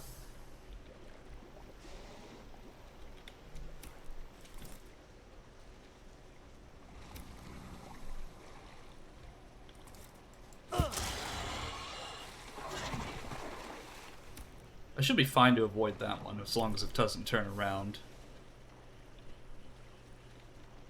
But I'll keep an eye on it just in case.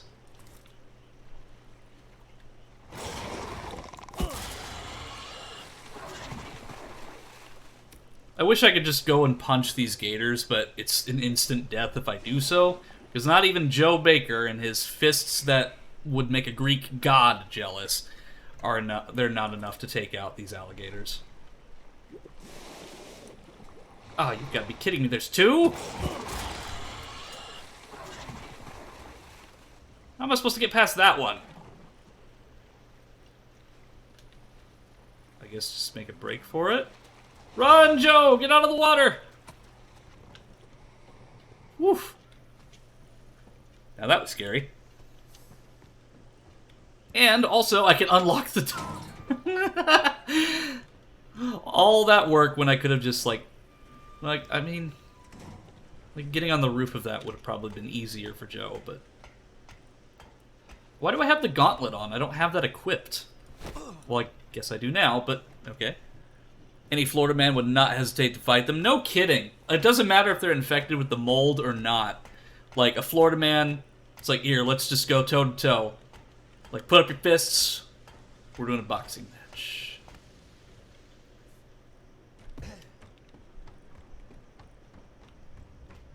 Didn't think I really needed the flashlight there, Joe, but I'll take it.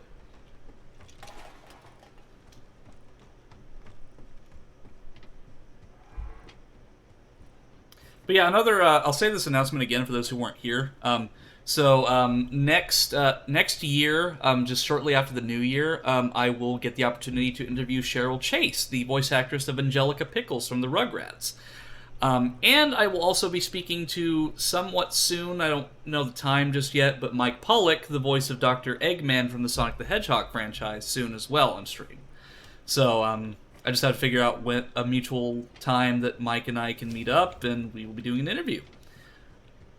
However, I probably won't be asking him really much of anything about Eggman, just because he's kind of answered all those questions before. So I want to kind of talk to him about his work and maybe briefly touch on it. Because, I don't want to ask questions that interviewers have all asked before, you know? He's probably answered, every Eggman question known to man at this point, especially with all the panels he goes to.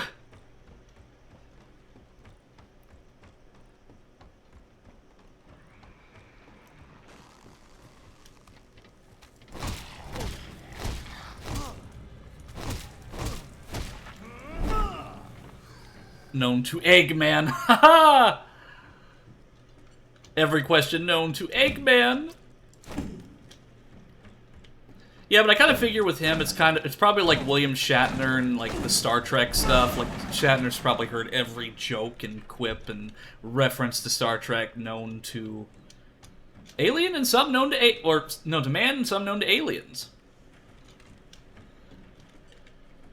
Sneak up from behind and perform a stealth kill.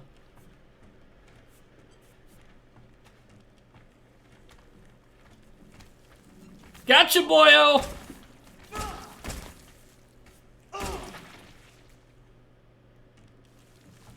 Did you hear about that new Resident Evil game? I heard it stomped pretty hard.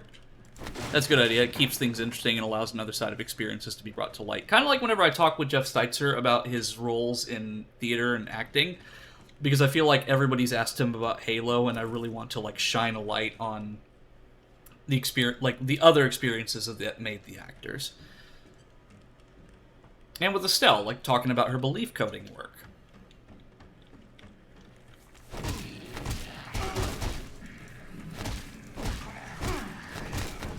Yeah, it's just kind of like a neat contrast, because like I do gaming, and of course I'm playing Resident Evil 7 right now, but then I like, sometimes I'll have voice actors and we just like have conversations about stuff, like...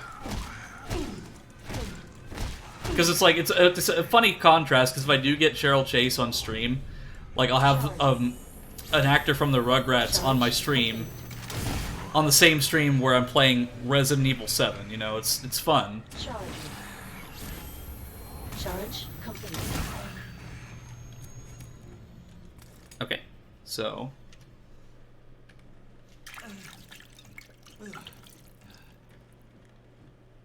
Ooh, is that a spear? No, it's just a tree branch.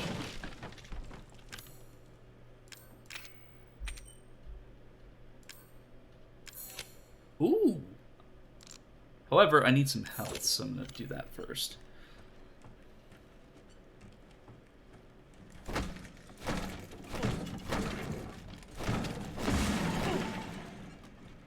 Wait, was there another room over there that I missed? Well, it's like a crawl space. With some scrap metal. Still, like, when I played Resident Evil 7, like, there's just so many rusty ships and stuff. Like, there's just a lot of, like, just scrap and stuff that's on the bayou. In the Dulvey, Louisiana area of Resident Evil 7. It's just, like... Also, like, this place is all rusted up, yet the lights still work.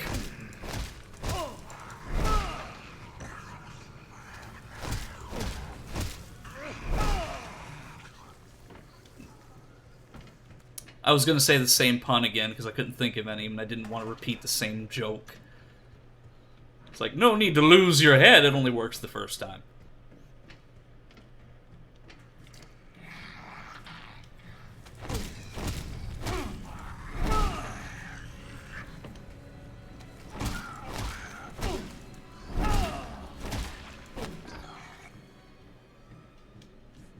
That must have given him quite the headache.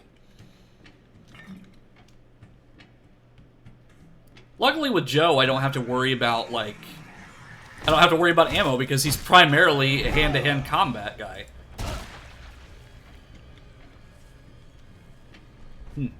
That battle must have cost him an arm and a leg.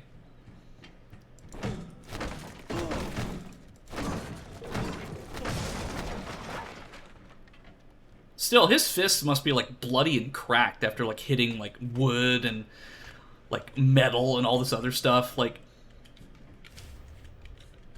But, I mean, when you're, like, trying to save somebody you love, like, you don't really care about stuff like that. So, I mean, it's really admirable that Joe Baker is doing all this.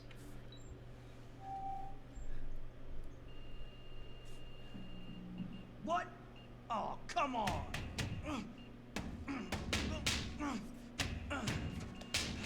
I feel you so... Like, I feel this on a spiritual level. And I'm a spirit. Slow loading times. Oh, hello, Swamp Man.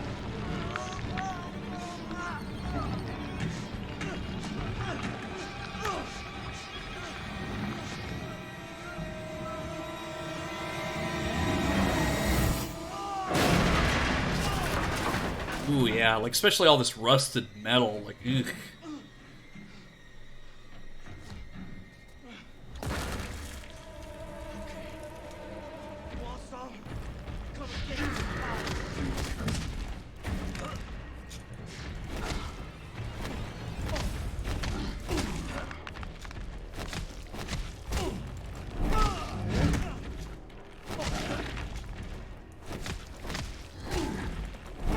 Punch!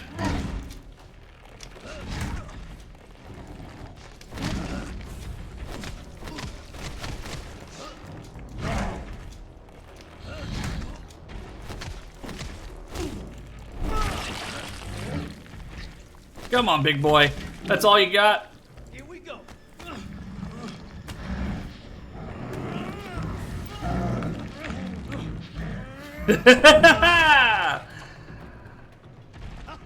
What's wrong? I don't know what would kill you first, the mold monsters or the tetanus, right?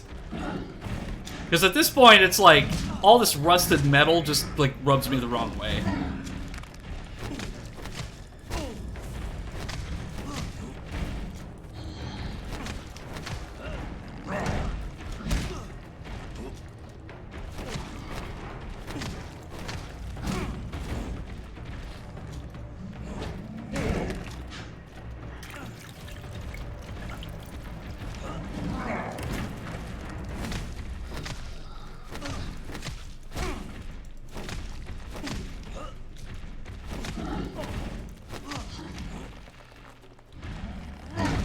Oh, he can block too.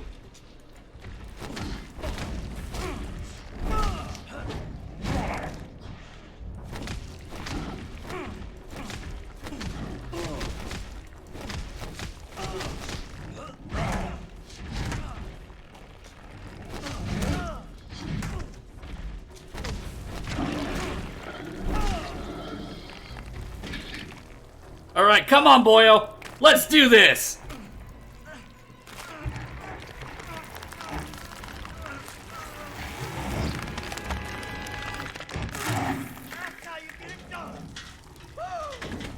See, I don't even have to make a clever joke there. Joe did it all on his own with that one-liner. I don't think we'll be seeing him again. I mean, we just took his head off. Fatality! Joe Baker from Street Fighter 6. Make it happen. Yes, please. Like, he is too great of a character to just waste for one DLC pack. We need to see more of Joe.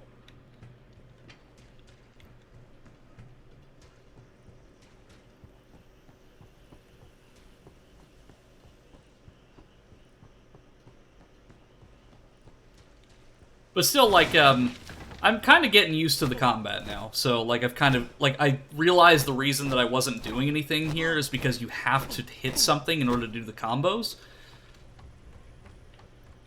So that was my mistake, is that I wasn't hitting anything, so...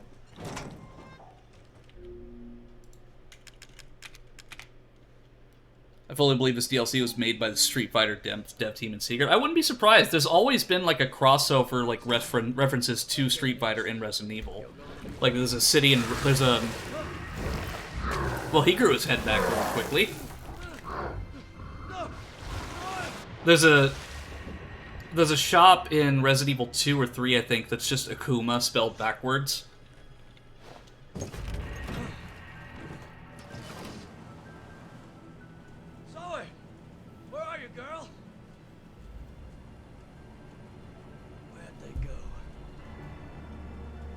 I don't know, maybe right there. Hey! Leave my family alone, asshole!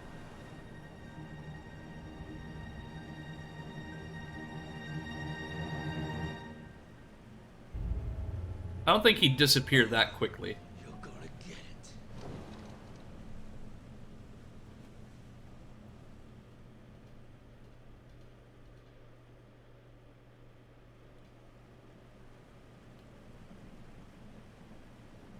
Swamp Man kidnaps Crystal Lady. More...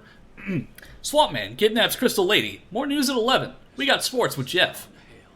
I like to imagine the Street Fighter dev teams leave their notes in other teams' files, and that's why we have Akuma and Monster Hunter. Yeah.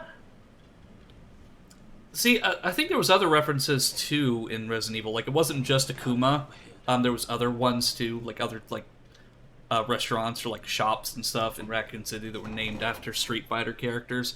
And there was an urban, like, a rumor. I think it was Electronic Gaming Monthly or something, where, like, there was an urban legend rumor that you could unlock Akuma in Resident Evil 2.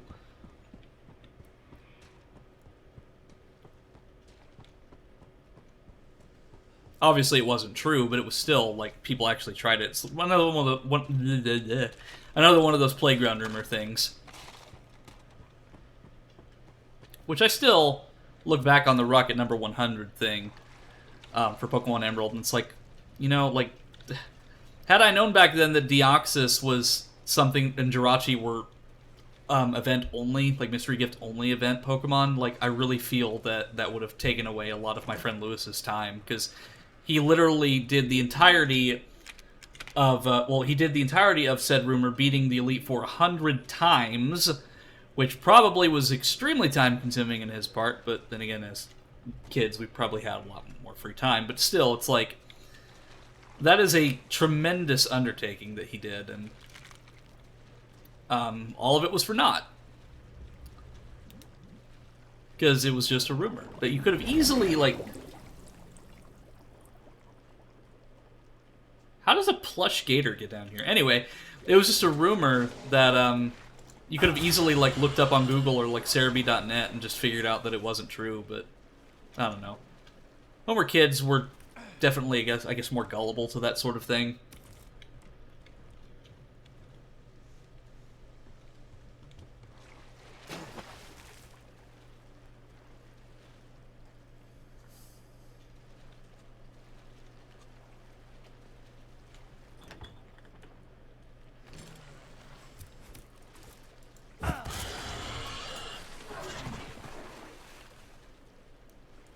You know, I wonder how, like, Akuma would even play in Resident Evil 2, though.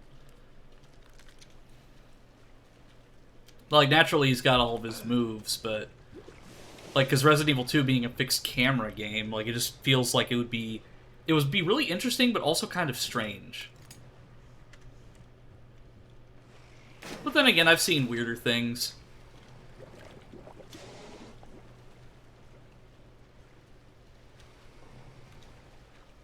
I still love the hoax Secret Luigi in Mario 64. Oh, me as well, especially because there's some truth to that rumor, because after the Nintendo Giga Leaks, we were able to figure out that there was a Luigi model planned for Mario 64 that was scrapped, and people were able to recreate it and put it back together, which is really cool. And there's modders out there who took that original model and actually added Luigi into the game. And added that split-screen multiplayer mode that was planned.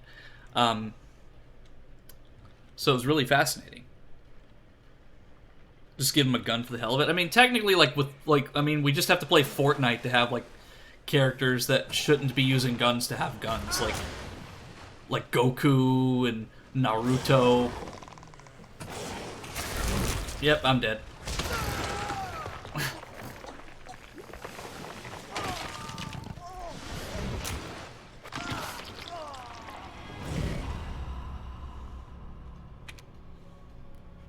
That's really cool. You can use a shotgun in Tekken 7, so why not, right?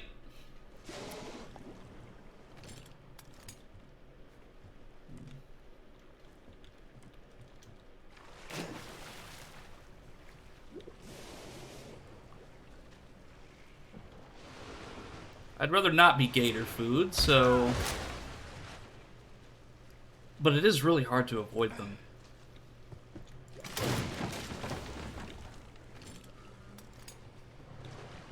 Maybe I should have brought the shotgun. I think I'll just avoid that scrap metal for now and just move on.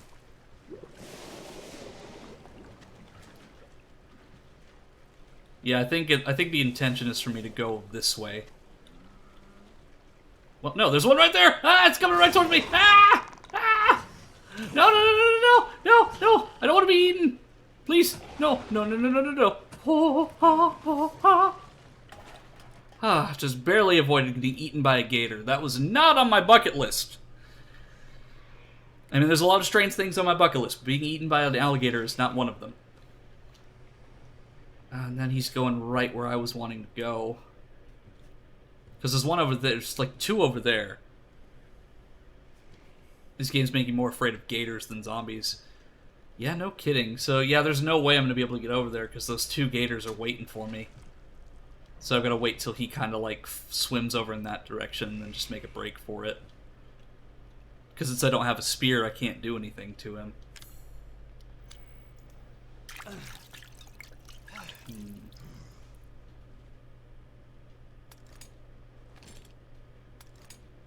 mean, technically I've got the spike bomb, but I don't think I'd be able to hit him. Okay.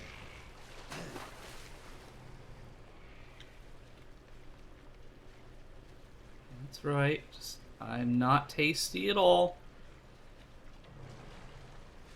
I'm just a small town girl living in a lonely world. I took the midnight train going anywhere. Okay, there we go. Gotta break out into some journey before we go on our journey. Yeah, there's no way I would have been able to get up there because this one's like completely guarding it. Can I punch it? Actually, let me think. Can I put the spike bomb there and then just detonate it? Hey, I got one. Nice.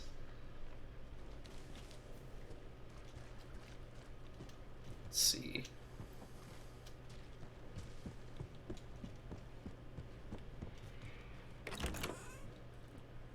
Okay, we got a safe room. Nice. Don't really need the shotgun though. Like, I don't want to use the shotgun unless I absolutely have to, because I can go through this without it. And it just kind of defeats the point of Joe Baker if he's using a shotgun rather than his fists.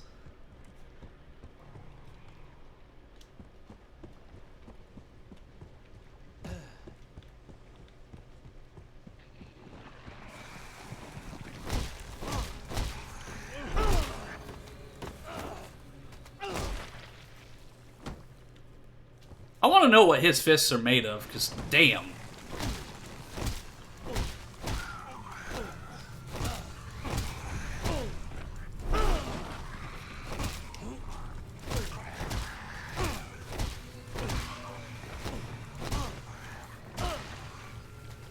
I literally did not hit anything with that stomp, so...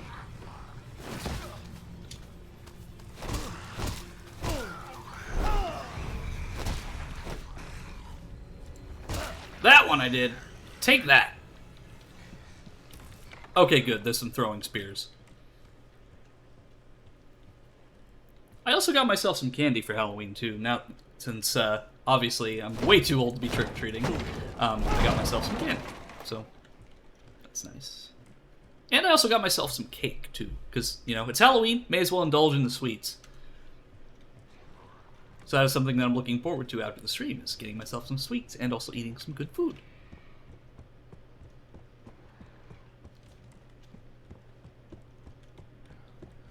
I would love to share the cake with you. You say that, but I had some surprisingly older people trick-or-treating here. How old? Like, I mean, because I did say earlier that in my senior year of high school, I did go trick-or-treating with my family. And I went as Slender Man. Because, like, I just found I got this really cheap morph suit from like Party City, and then I put that over my head, and well, I guess it was technically like a half morph, like a partial morph suit. Like it was it was just a mask, and then I also had some gloves. But I did that, and I put on my suit from Homecoming, and then it was a Slender Man costume. However, it was really hard for me to see. Like they did not make that thing like for you to be walking around in. It was more for like a party or something. One guy had a full goatee and was taller than I am. What was he dressed up as? Well, I guess at the same time, like there's, you know, college people who would do stuff like that. Just, and you know, when you're young, best to have fun while you can. Like I think that's something that as a society we've kind of forgotten to do, is to just have fun, like be young and have fun. Which is why, like, for me and my family, I try to keep the holiday spirit up by celebrating Halloween and Christmas and all that, and setting up the decorations. Don't remember what he dressed as, sadly. Hey, that's okay. I still think, well, you remember that he had a goatee and he was taller than you are, and you're taller than me, Tasty, so, he's probably at least, like, what, 6'2", then? Because I am 5'8", 5'9", something around that range. Because I'm also basing my height, like, without my shoes on.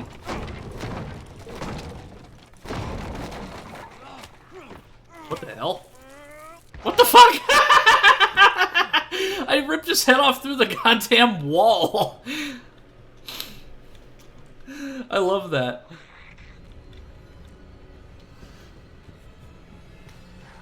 I was wondering what was even happening there.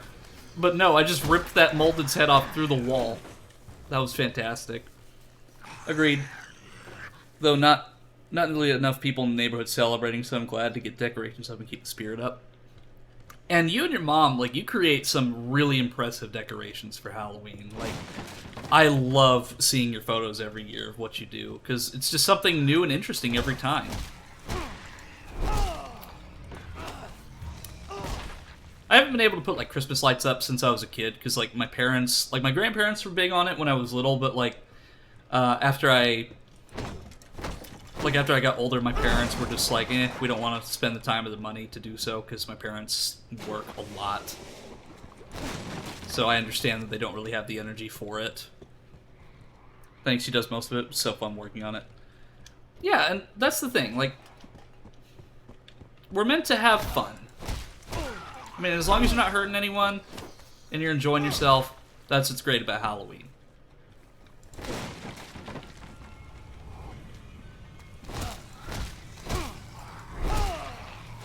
And it gives me an excuse to play horror games, even if I do play them on my own anyway. It's just a good excuse to get out and play some scary games. Which, by the way, another scary game that I will be getting, the next game purchase that I'll be making is Yomawari Lost in the Dark. Because I really enjoyed playing that on stream, and I really want to play it and finish it, because that actually scared me. We got a floating molded.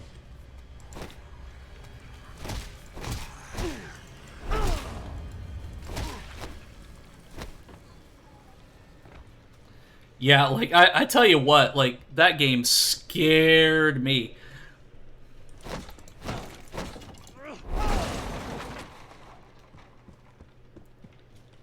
Because, like, it definitely sets up a really tense atmosphere. Because, like, the characters, like, have these really cute designs, but then when you go in, and I went into that school, and then I just saw, like, stuff that was, like, looked like out of, like, a Junji Ito book. Like, it was legitimately scary, and Eastern horror has always just scared me and unnerved me more. Because, like, if I remember correctly, like, Eastern horror was, like, a lot of the origin of some of these chain letters. So, like, they're the one, like, type of chain letter thing that still scares me. Like those Japanese ritual creepypastas where it's like, hey, if you, like, read this, or, like, you do this, like, this will happen, or, like, don't listen to this story, or yada yada yada. Or, like, when I was younger, like the urban legend about, I believe it was Kuchisaki Ono, or Uno, I think is the name. The split mouth woman, like, that one scared me a lot.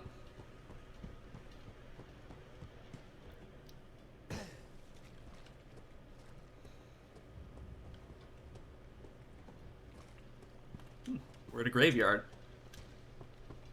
I mean, what better place to have the spooky atmosphere?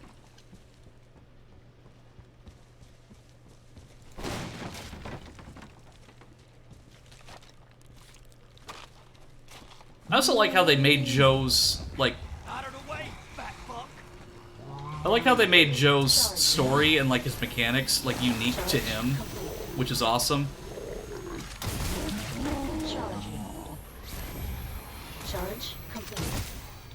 So, like, instead of, like, getting just regular healing items, he gets grubs. I literally just healed, you jerk!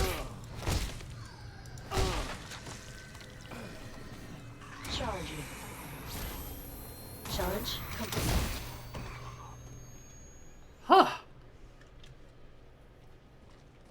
So anyway, Yomawari Lost in the Dark. Very scary. There we go. And I can use these critters to heal too. Not bad.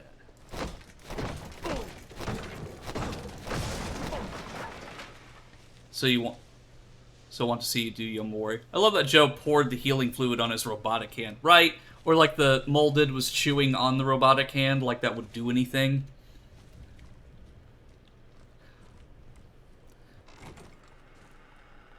Yeah, because and the thing with like me playing some of these horror games is that I played them before, so the experience, like while fresh, is still one that I've done before, so I know what's coming. With Yomawari, it was just so new. Like I'd never played the game nor heard of it until Cranberry showed me.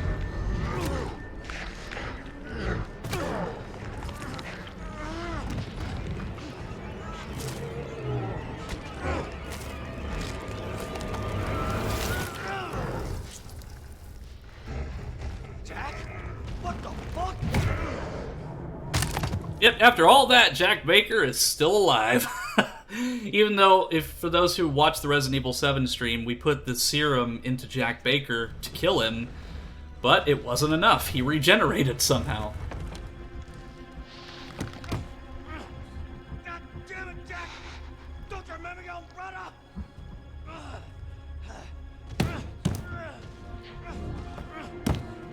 Don't do it! Don't you touch him! Jack! Get me the fuck out of here! Love your family! How the fuck can you do this to me? Get me the fuck out of here, Jack!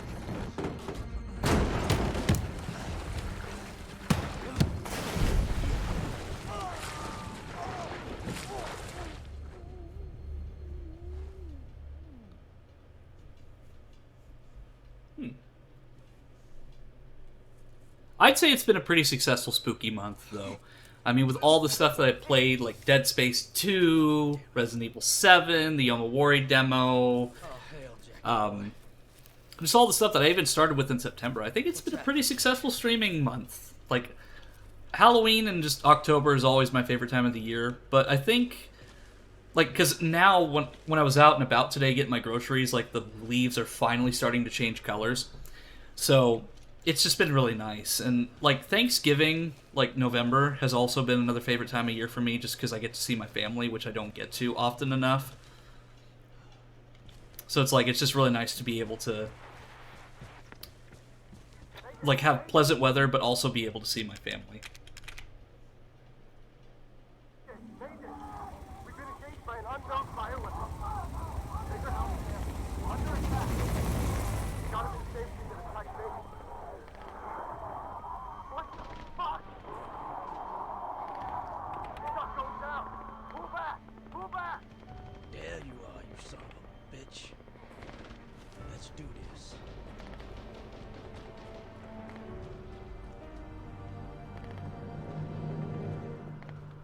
October is always a great time for me, too.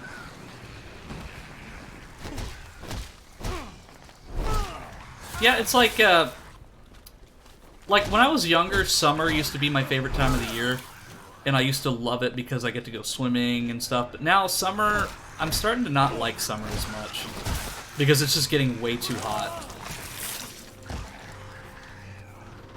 So now I've kind of been falling in love with spring and fall much more.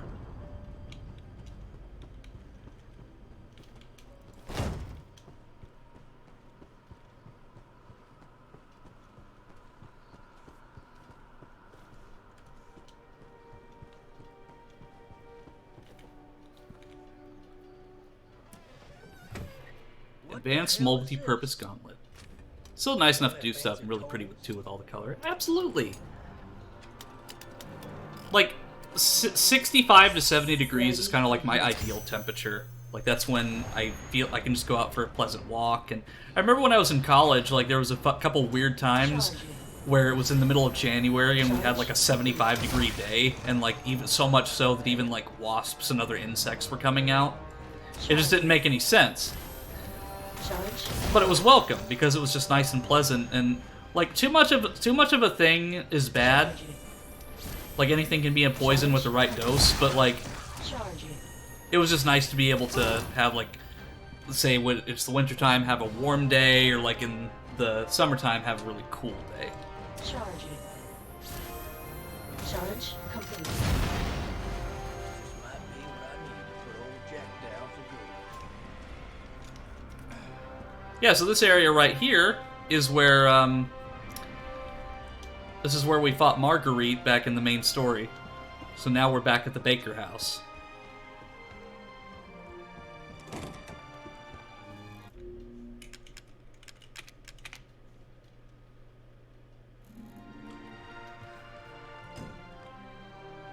Let's see, we got Sudden Mystery, End of the Void, Home, Sunday Romance, All Hail Caesar, Undercover Truth, and then we got some albums down there. Zoe Baker, 4th grade.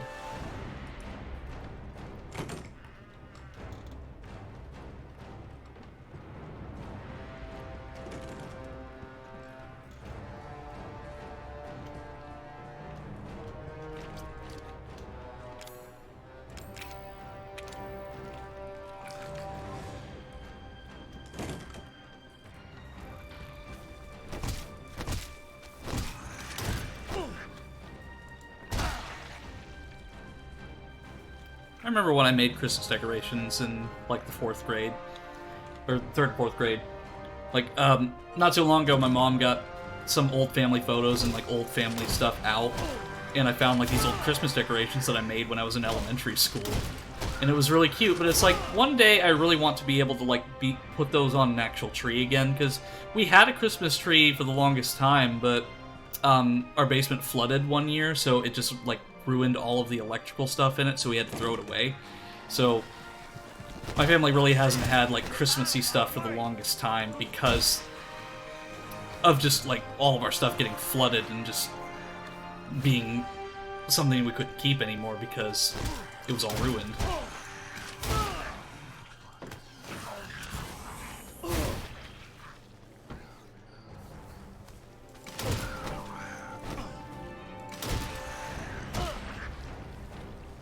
However, I am curious what I'm, like, well, it's curiosity on myself. I'm curious what my own plans will be. Like, I'm wondering what I'll do for Christmas on the stream. I don't know if I'll get, like, a special outfit or anything. I mean, I might try to. But if worse comes to worst, I'll just use my pajamas, because I feel like that's going to be the closest outfit to a Christmassy theme, because, like, Christmas morning you wake up, you'd be in your pajamas.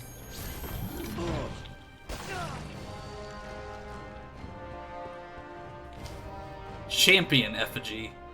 So that means my punches should automatically kill, like, everything then.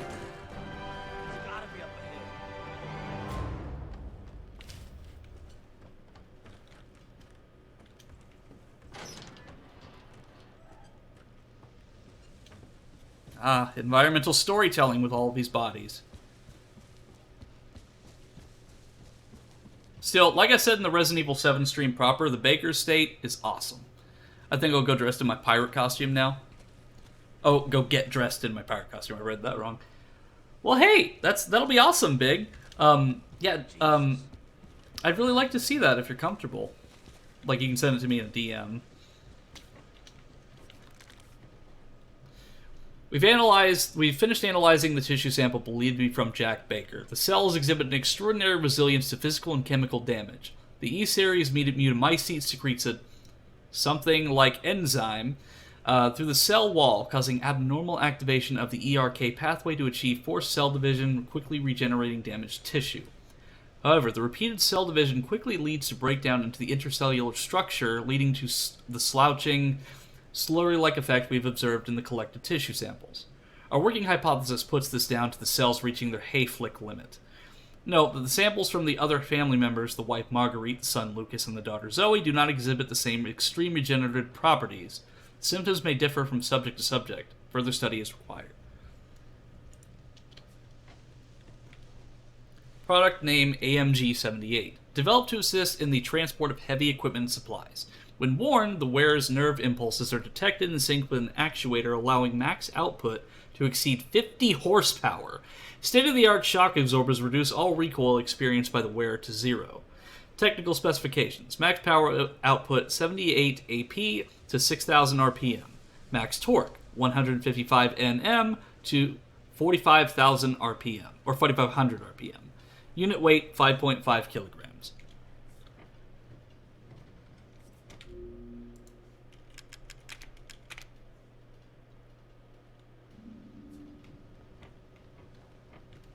And then all of my stuff is in here. No, please. How dare you. 14 boxing effigies. All of my critters. May as well take the throwing spears and the stake bomb. And the first aid meds, naturally. Even though I'm not really going to use them, may as well. Happy Halloween, Blaze! Thank you for popping in. I'm just about to get to the fight. No, whiz! Bananas! I'm gonna get radiation sickness from all the potassium. Thank you.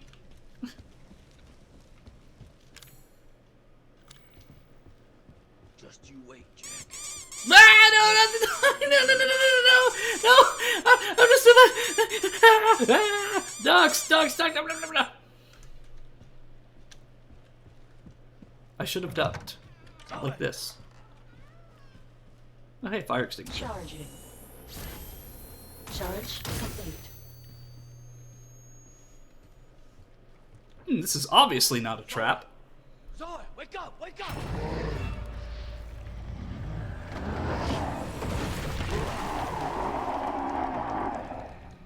You're just a rabid dog now. Put down the old mister. Bring it on!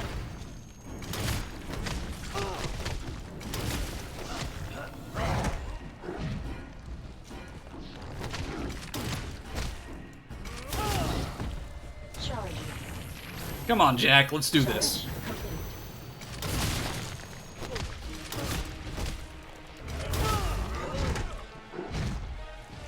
Charging. Charging. Charge complete.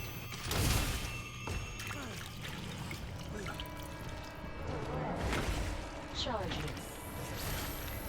Charge complete. And punch time!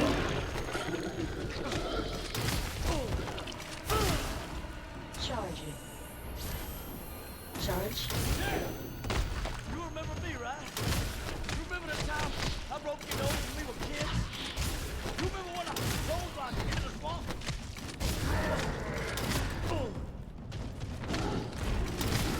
Charging. It's a fist fight between Jack Baker and Joe Baker. Charging. See, I'd want one of these things in real life. Being able to, like, maximize your punching potential with 0 recoil.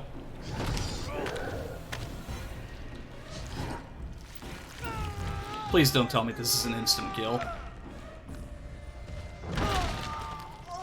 Okay, good. It didn't even really do that much damage to me. Charging. Charge complete.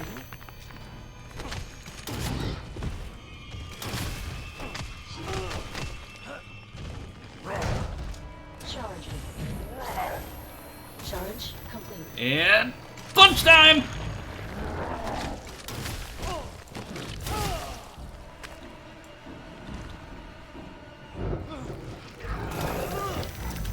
That was not the location we were looking. And dead! Yeah!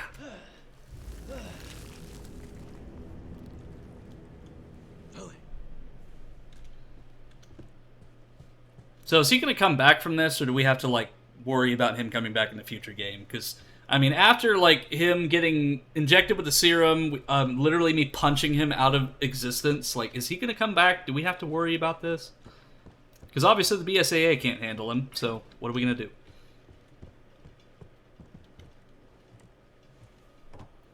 Sorry, hang in there. He'll come back, but it'll just be his legs. Well, I mean, there already is an enemy like that in RE6, which we still have to finish, me and Dak. But I mean, it's literally just one chapter, so... Joe, what happened to her? Are you okay? I'm fine, don't you worry about me. It's all over now. Go, go, go, go! Don't move! Get your hands up! Get down! Weapons down! Weapons down! It's all right. You must be Zoe Baker. Who the hell's asking? Chris Redfield. Been looking all over for you. We're here to help.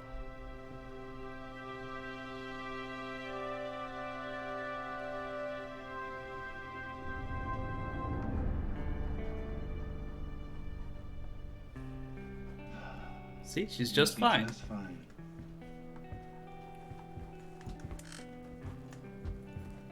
I was trapped with those monsters for 3 years. All of them trying to kill me.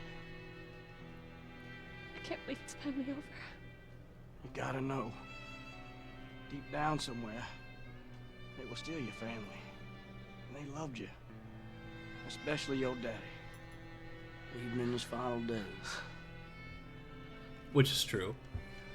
We found her. She's a tough kid. Of course. Hang on. Someone wants to speak to you. Who could it be? Zoe. Zoe, are you there? Ethan Winters! I don't believe it. You actually made it. We both did. You didn't forget about me. I told you I'd send help. And I always keep my promises. Thank you, Ethan.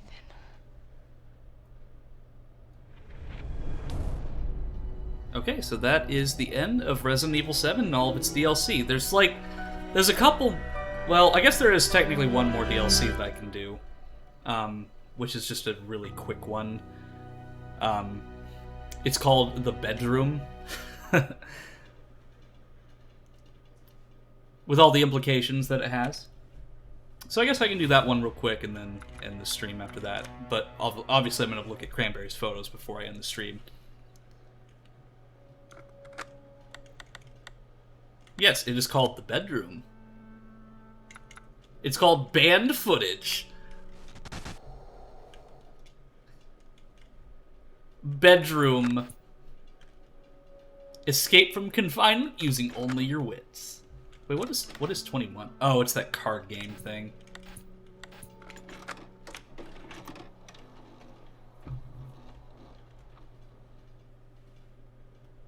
I also accidentally clicked continue instead of restart.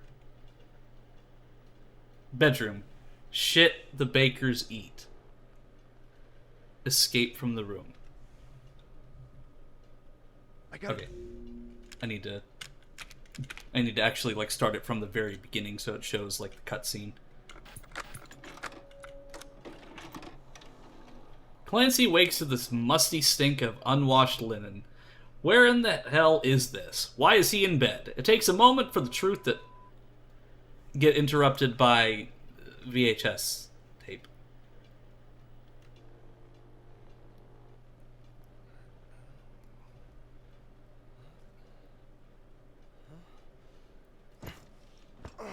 See, I forgot that this DLC was a thing, but it's quick, so.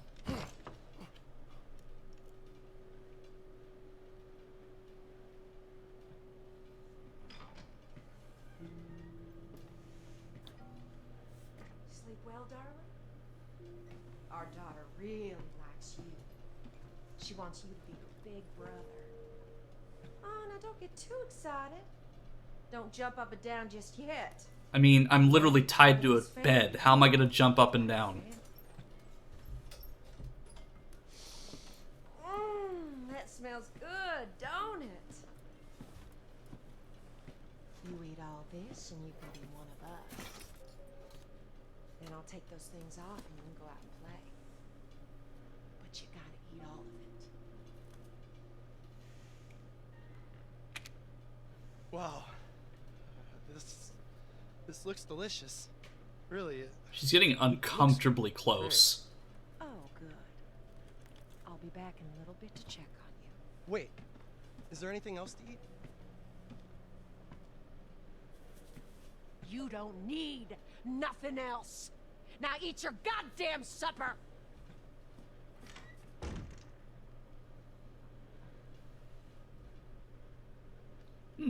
Looks tasty. Let's have a bite. I gotta do something.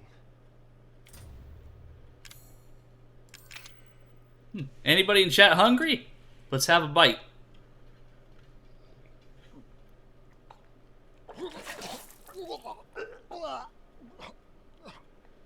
Yeah, that's about as much as you'd expect. Well, let's be a good boy and do what Marguerite says. Let's eat this stuff and join part of the... Let's be part of the family.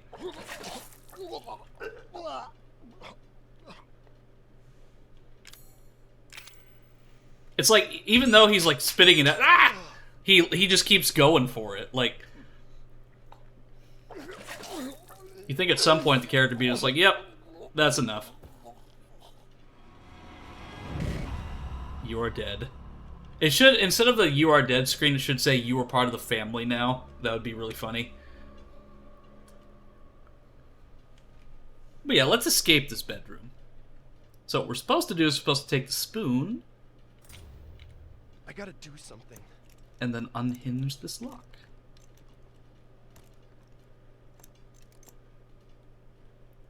Not very secure if we're supposed to be tied to this bed.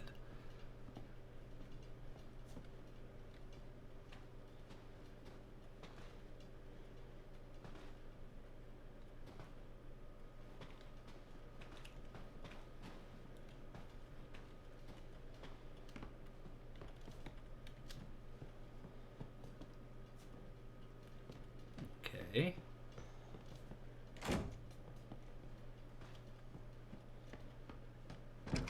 It's obviously not a good idea to be running around out in the... There's gotta be another way out of here. Well, yes, Clancy. That's what I'm looking for.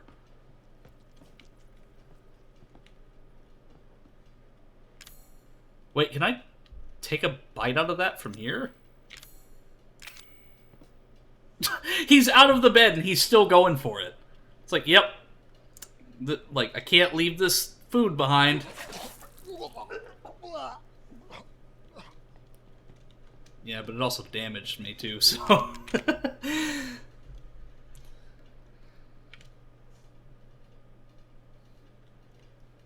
Yeah, so basically this one is more like in line with more classic like puzzle style of Resident Evil. So like really it's just about finding like certain things in this room to help you escape is basically what this is.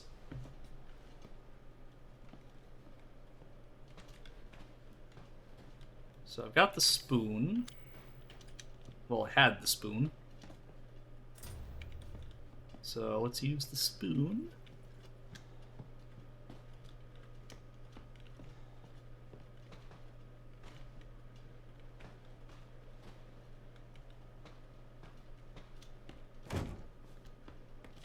Oh, the lantern. That's what I need. Same time as all other clocks.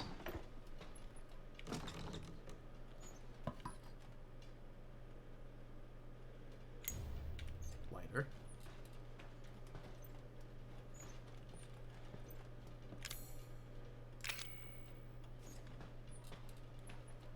Let's see.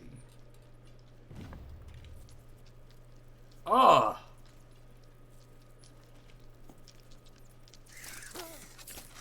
Shit, I'm not touching that. Shit, I'm not touching that.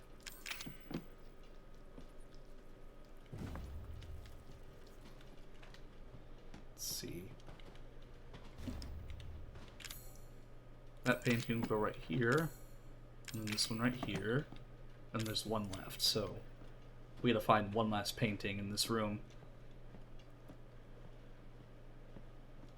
Is that a key?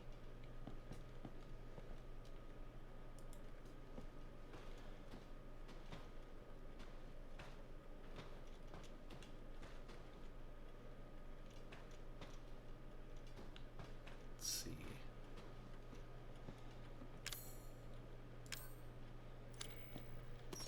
What about the lighter? What can I do with that?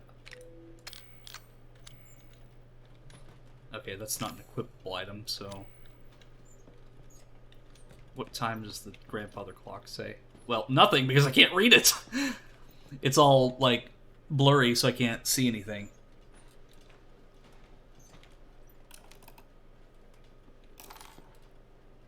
Oh.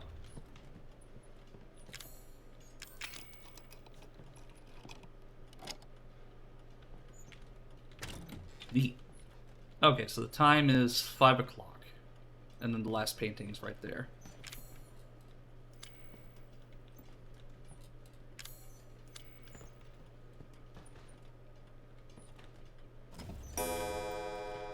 Ah! No! No, no, no, no! Shh! No, no, no, no, no, no!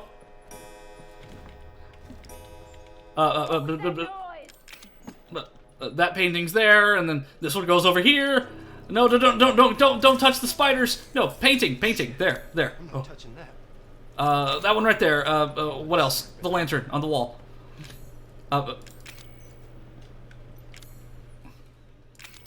There we go. Back in bed, Clancy. Back in bed. Oh. What the hell is all that noise? Clancy, how about you... There you go. I'm a good boy. I'm gonna eat my soup, and you don't have to worry about anything. We're all good.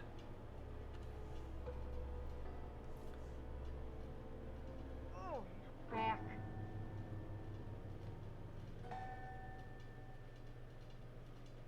Gotta say, the ray trace lighting makes this so much more tense, because, like, it's just so much darker. Hopefully I didn't miss anything. Now hold on just a minute. Oh, just my Oh. Oof. I made sure to get everything back in place.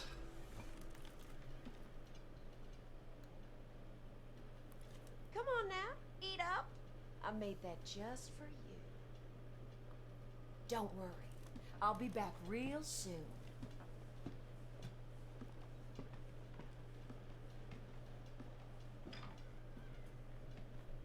I'm glad she didn't notice that the clock, like the clock that the alarm clock or whatever next to me isn't messed up. Okay. So, I will go back into the clock. Well, first I gotta go get the clock hand back. Oh, yeah, I need the lantern, because it won't let me do anything without the lantern.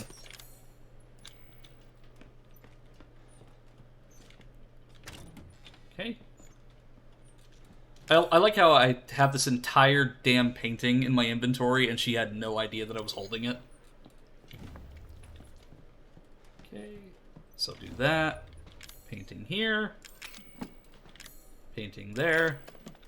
And then painting here.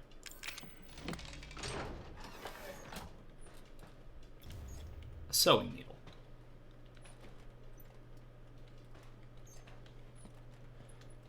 Wonder if that is what's used to replace the clock hand. So that's 5 o'clock.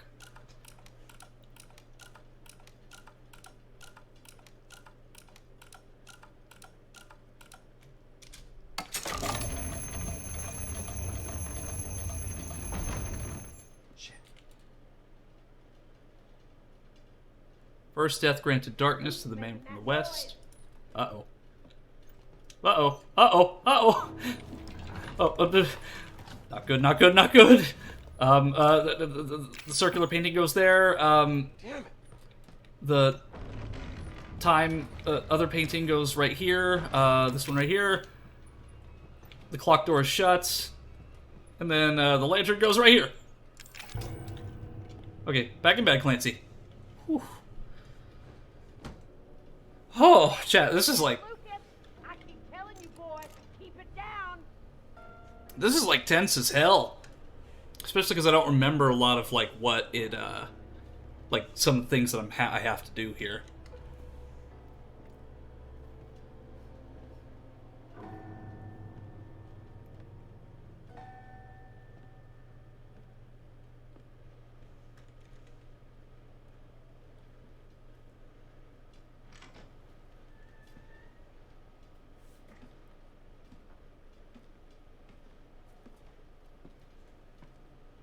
Drink some water? Yes, absolutely.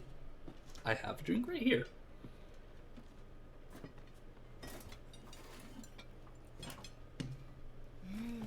Don't that just smell like heaven?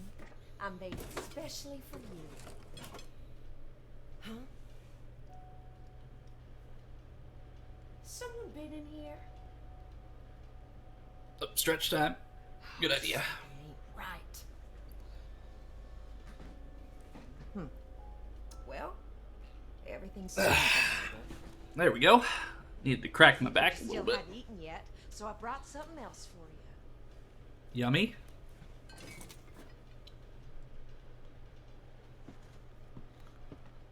Who else is hungry for some sludge from the Baker family? I know I am. It's my favorite dish every time I visit them. Who the fuck are these people?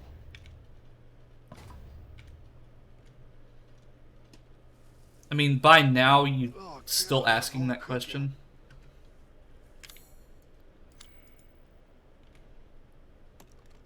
I mean, at this point, I think Clancy really knows, like, he doesn't have to, like, keep asking who these people are, because he's probably been here for, like, weeks. Tasty grubs, indeed. So, lantern. I've still got this lighter that I'm not sure what it does. Let me read this. Death granted darkness to the man from the west. As the man traveled on, he gave his flesh to 4 beasts of the earth, and when he arrived in the east, he was charred with ardent joy.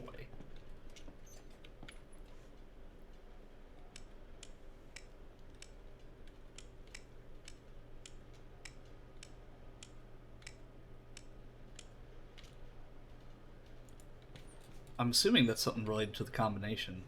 To the man, death granted darkness to the man from the west. As the man traveled on, he gave his flesh to 4 beasts of the earth, and when he arrived in the east, he was charred black with ardent joy.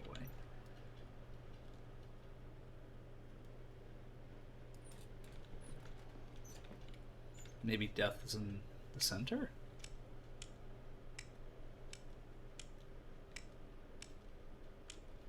I'm not sure on that one. Don't want to open that drawer, because if I do, she'll notice. Because I need to get in here. Let me see if that's, let me see what, if that's even the combination that I'm thinking of here.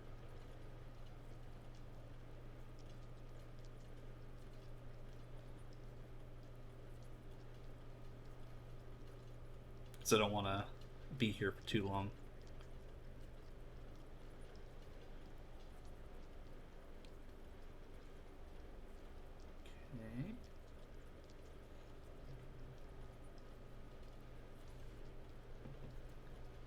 Oh, it's the paintings, okay.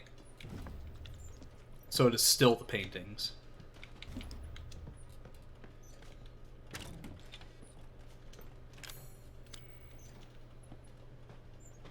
So it's small, big, and then small.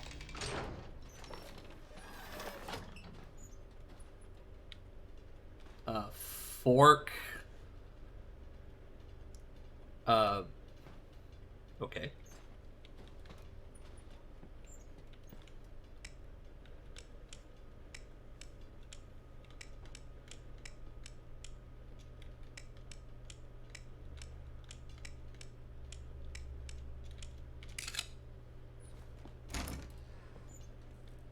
And I still need to unlock something for this.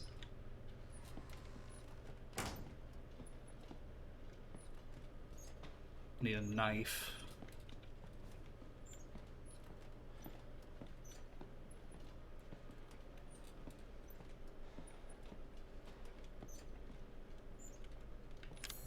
And I think the fork is what's used for this. Yeah, things are kind of slowed down a bit because I'm just like actually like really thinking on what I can do here. I don't think she really cares about what's going on in here. Solid fuel. What I can use that for?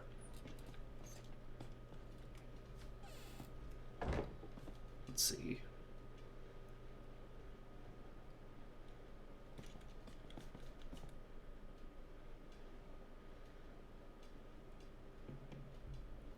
Oh, the lighter. That's what it is. That's why I have the lighter. That's the fuel's for.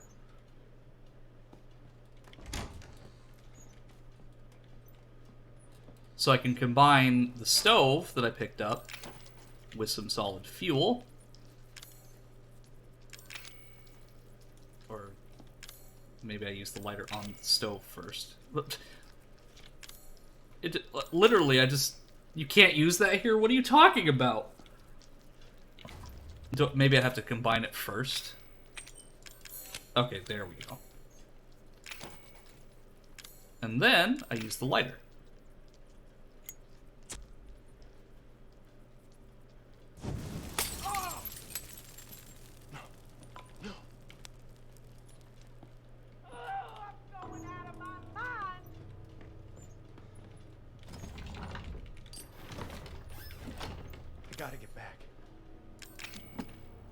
Okay, what else is out of place? Okay.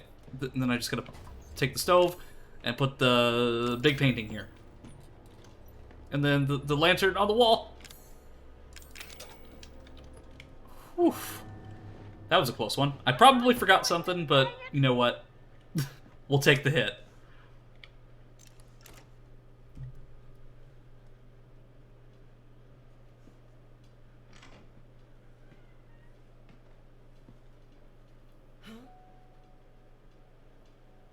Now hold on just a minute. You didn't see anything, Marguerite. Everything is in its place as it was. I mean, you can trust my face, right? Messing with my clock. Oh, yep, I have. You're a bad boy, Clancy.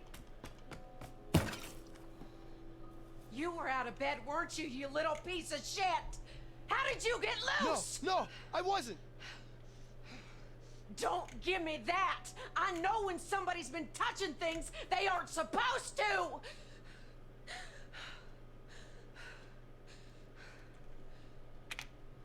No, it wasn't me. It was Lucas. He was just in here a minute ago. Will it work? Lucas?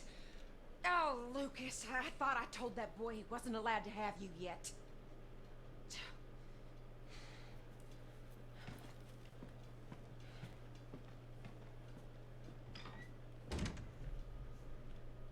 I gotta get out of here before she kills me. Yeah, you and me both, Clancy. So I'm guessing that the bottle that I just picked up, or I haven't picked up the bottle yet. I just think it's kind of stupid I have to pick up the lantern before I can actually interact with anything. So. Corkscrew.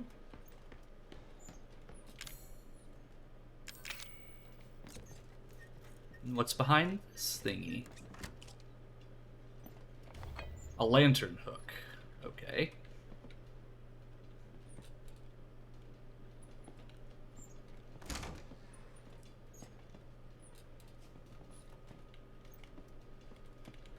Yeah, but I also need a knife to get this thing running, so...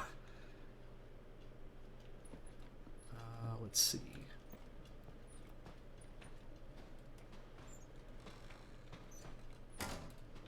There's a knife around here somewhere. Yeah. Again, sorry, Chad, I'm also kind of, like, focusing on this puzzle, because it's kind of stumping me, honestly. Like, because it's been so, like... The last time I played this was in 2018. Oh, there it is. It was in 2018, so, like, it's just... Some of this stuff is really hard for me to remember. But now that I have the knife, I can do this. And then with that, I can put the lantern in here. And then do this. Hey!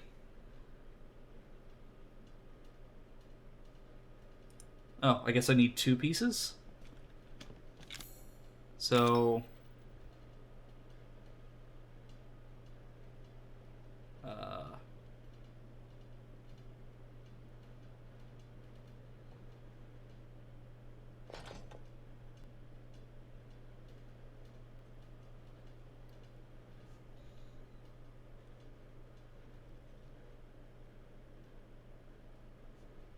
Okay, what else do I need here?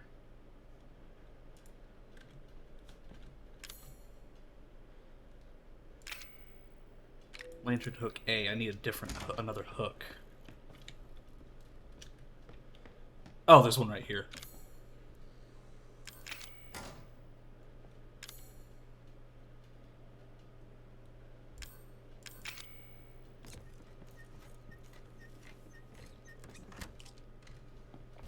Okay, so then can I combine these 2 items? Yes. Now we should be good. Yeah, because I was like, I realized it was missing some of the snakes, so let's see.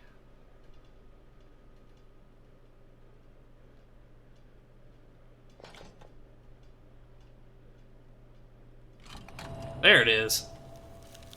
But I'm also, like, do I have to do something with the snake, I wonder? Because there's 2 spots here.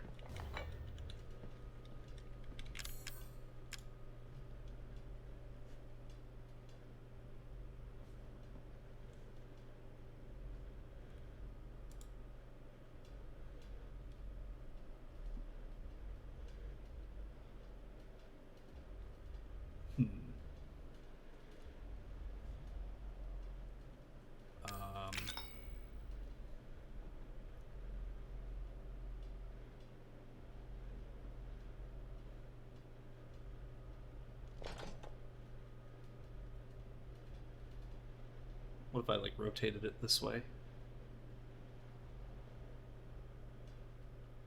Kinda. Let me rotate it that way, and then face this way. There we go. I actually did that just, like... I thought that the fork wouldn't work, but, like, I just had to put it in a certain position, so... Hey, we're good. But now I've got the key. Where are you? Ah! No, no, no, no, no, no! Go away, Marguerite! No! No, no, no, no, no! Ah!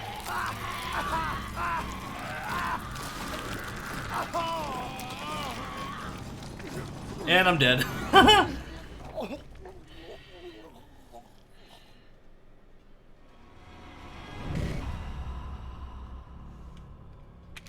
Well, that was a mistake. I hope I don't have to go through all that again. No! You've got to be kidding me! I gotta do something. I don't think I have to go through, like, all of that again, just some of it.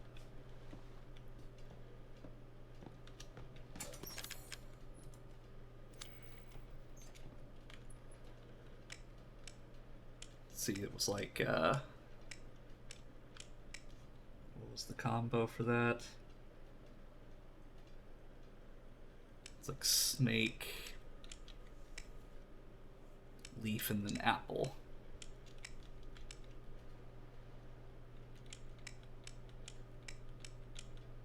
I would have been done too, but then the game's like, nope.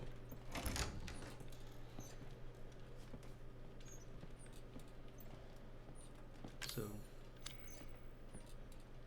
oh, I have to wait till. Oh, that is dumb. Okay. Yeah, I think I'm just gonna not finish this one, just because that's frustrating. I don't want to have to go through all of that over again, unless chat wants to see me do it. That is extremely frustrating, because it's making me do the entire thing over again. So, yeah, I think I'm just gonna call it there. Yeah, that was dumb.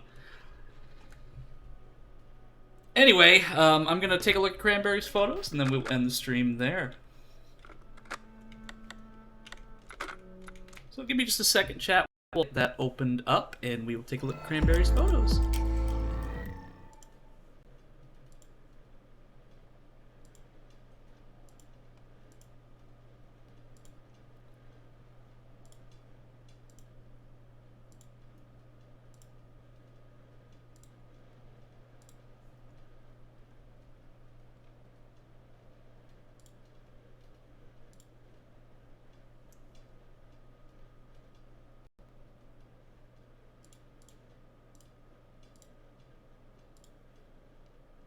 Alright. So I have it up. Add a new window.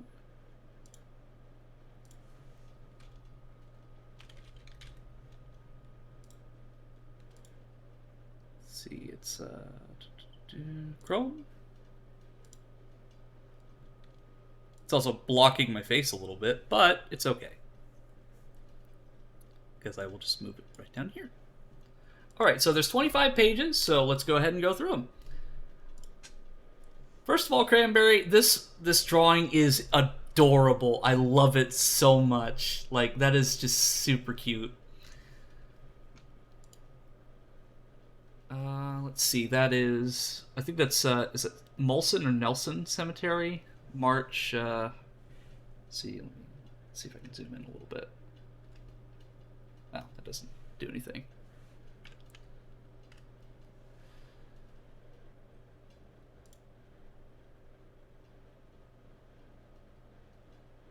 (1873 to 1954). Andrew Johnson, Helena Johnson, 1830 to 1907. October 31st, 1907. So that was... They passed away 116 years ago today. Yeah, I love that drawing so much. And I always love how you have the plushies, too. Like, And then you've got the plushies and your grappling hook there too, so I always love seeing like that part of you there. So that's all the ones in that one, so let's take a look at this one. 1869 to 1913.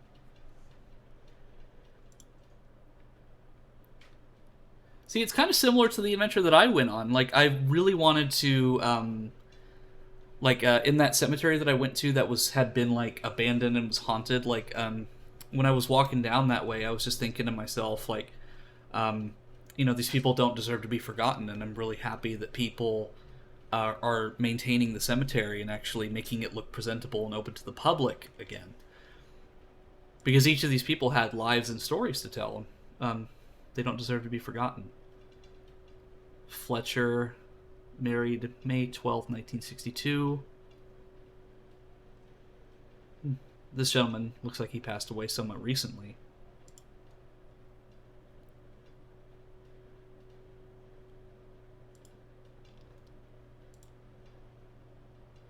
Old Mulson. Welcome, folks, to Old Mulson, founded in 1900. She was a lively mining camp until a farmer claimed the whole town as part of his homestead. While the dispute raged, disgusted citizens founded New Mulson half a mile north.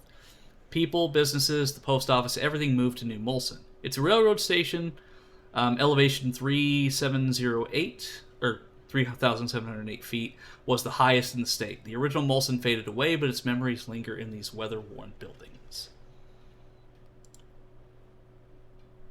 Yeah, because when I was looking at some of the ones last night with Big, like, I just looked at some of this mining equipment and all these other things, and it's just, like, it's really fascinating, because you look at some of this stuff here, like, especially, like, I think that's a tractor off in the distance here, or something that looks like one.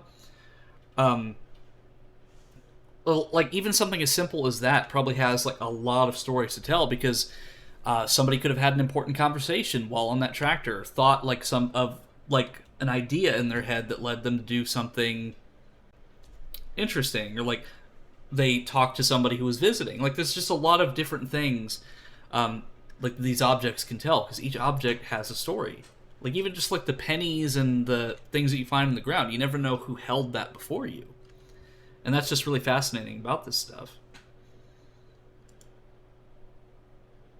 C Street. I like this one because it looks like the Skun tank is actually like using the grappling hook. Sherling family, 1902.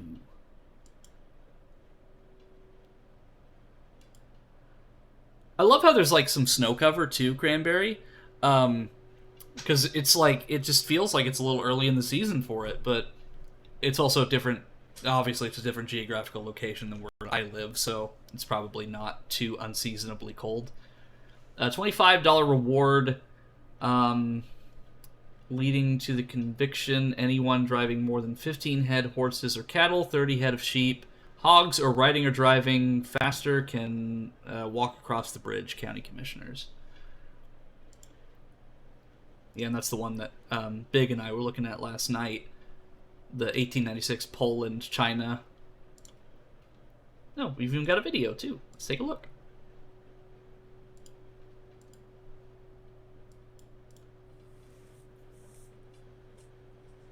Wait, is your grappling hook, like, propping the door open? I love that.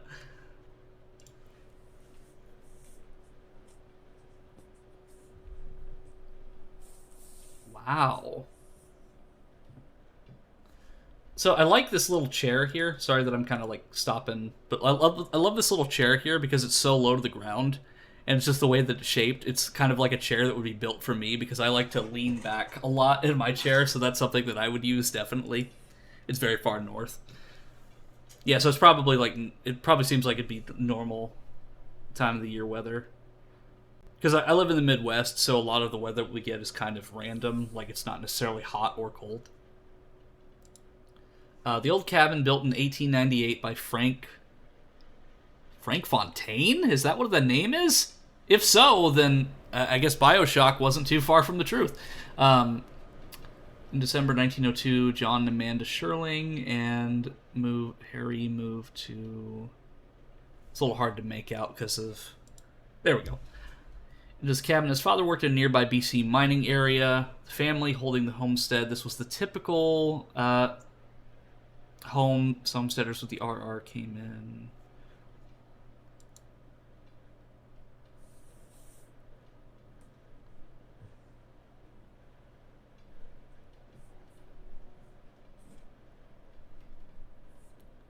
It's just really fascinating because there's a... I'm assuming that's like a guest booklet. Oh! There's you! The grappling hook girl! 10/29/2023.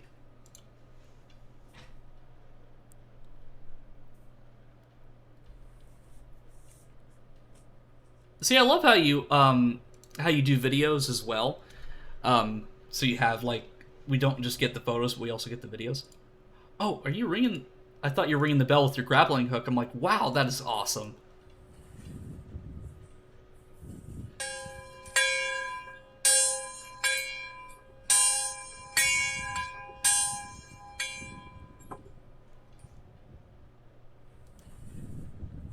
Also, while I look at this, I'm also going to change the category on Twitch. That way they don't think I'm not playing what I'm playing. There we go. Let's see. The Molson State Bank.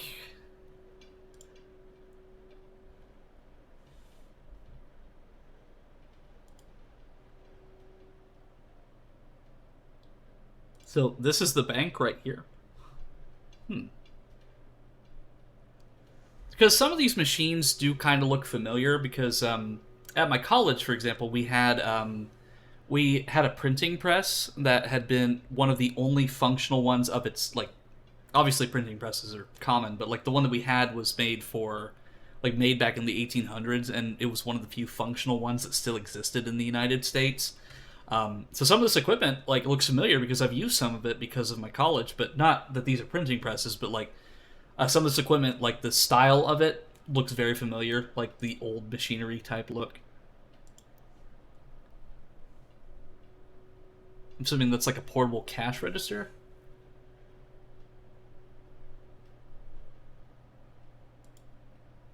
And then there's that typewriter.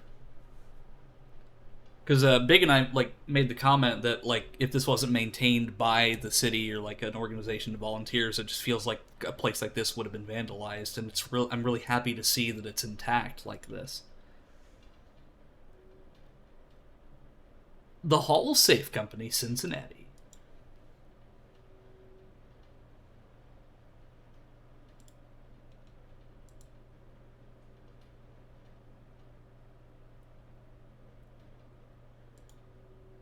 Sooner or later, you will buy a DeLaval? Orville Creamery, ship us your cream, Orville Wash. And then it says, like, over 250,000 daily use. So is some of this stuff donated, or and the rest of it like original? Because I feel like some of the stuff was here before, but then other stuff was like, it seems like it was donated. Because like I can see a little bit of the contrast between the stuff that's in better condition and the stuff that's more rusted.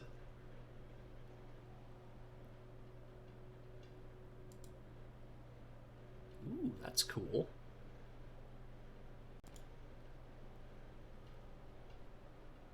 Because it makes me really curious just taking a look at this stuff and wondering what it was used for.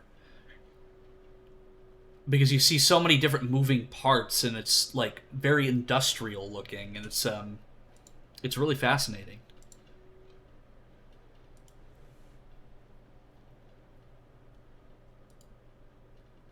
United States Customs and Immigration.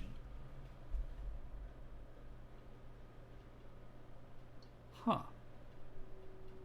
This kind of tells a little bit of a confusing story, because like I see all of this equipment and this says United States Customs and Immigration, so I'm wondering if like originally this was a Customs and Immigration office, but then they just used this area for storage. I'm sure some of it's original a customs office. Yeah, that's kind of what's confusing me. Like I'm guessing there must have been more here at one point, just because like I see all this stuff, like this equipment, and it just doesn't seem like something that would be in a customs and immigration's office. But still, like, nonetheless.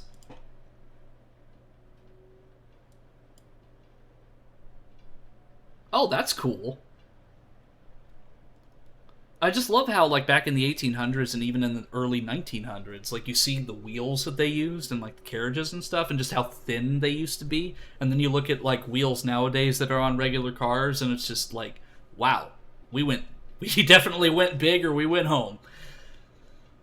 But it's fascinating because when I was at college, I saw a student who would ride to class on an old-timey unicycle. He said that he did it because he liked that people would stop to, like, take photos, and it brought, like, it brightened people's day because they're like, oh, did you see that guy with the unicycle? I think it's really clever. Blacksmith shop site. Oh, I thought that was a real person for a second.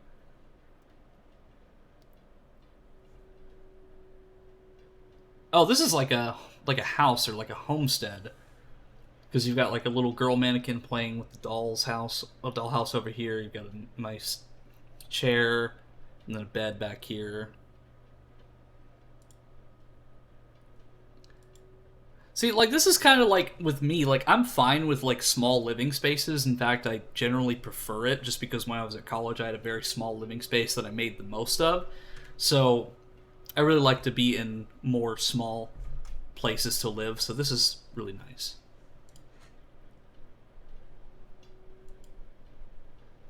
Oh, hey, windmill. And I love how in each photo, like, if not every single one, but if you look hard enough, you'll see your grappling hook and the plushies. Closer look at the mill. Are you surprised by how many homes remain intact? So this was a town. This isn't just some random, like, farm. Because, like, at first I was thinking, like, because I read the sign, I'm like, oh, well, is it a homestead or, like, just a farm? But no, this is a ghost town.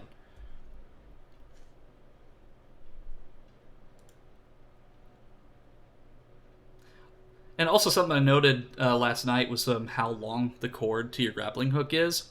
Because naturally I'm assuming it has to be really long because you're going to be climbing on it. It has to be really sturdy, too. But yeah, this is nice and comfy looking. I like it. It kind of reminds me of some of these old-timey restaurants in the area that I live in. The grappling hook is basically Waldo at this point. Yeah, it's like, where's the grappling hook?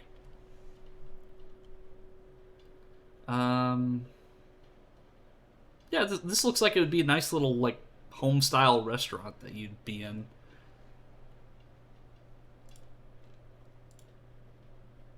Oh, there's a church, too. Molson Community Church, 1906 to, I believe, 1980?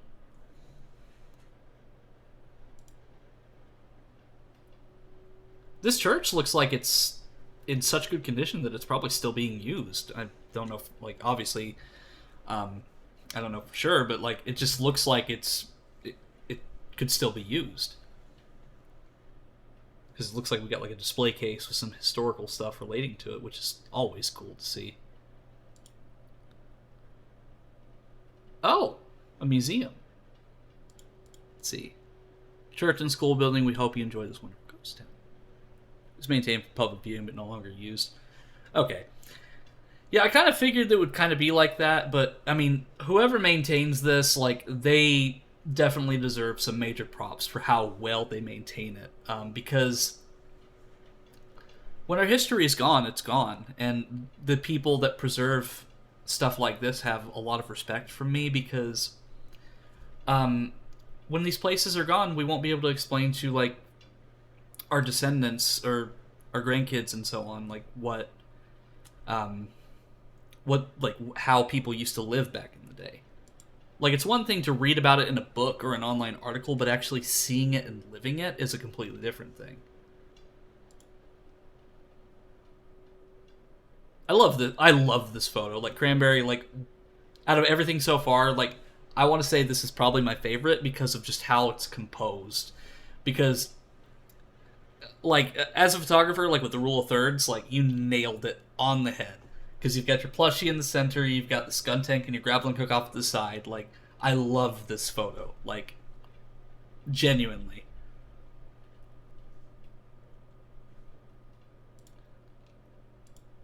Oh, hey! Sprite Cranberry. Next is the ruined Fort Casey. It's an abandoned military fortress. Let's explore. Let's take the ferry first. Ooh! You actually had to, like, go onto a boat to get there? Interesting.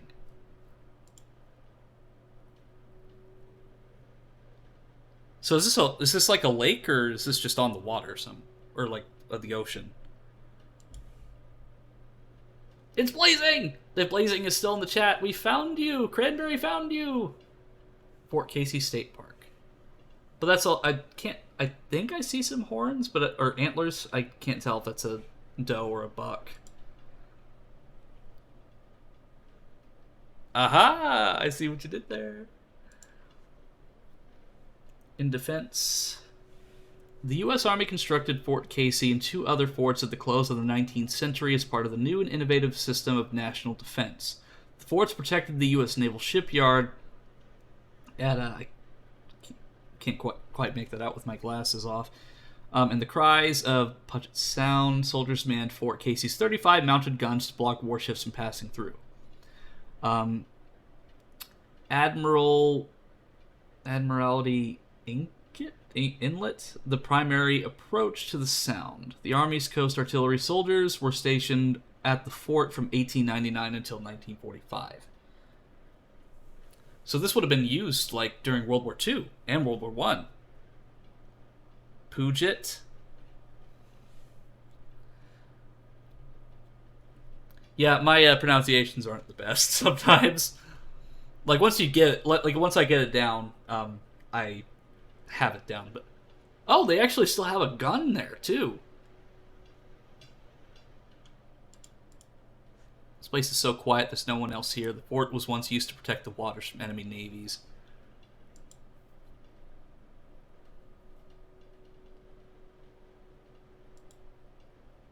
Talking through tubes. Still, this is just really cool. Like, just look at the size of that gun. Like, obviously, we never had any, like, incursions like that. I think the closest that we ever got as the United States, that is, ever got to an enemy incursion from the sea was during World War II. There were a couple Alaskan islands in the archipelagos up there that were occupied by the Imperial Japanese Army. And there was also a few instances where there were incendiary bombs dropped on Oregon, I believe, during World War II. But I don't think we've ever had, at least not in the time period that this was made, I don't think there was any enemy incursions from a rival country's navy, that is. At least not as far up north as Washington. Jeez, that gun is so big.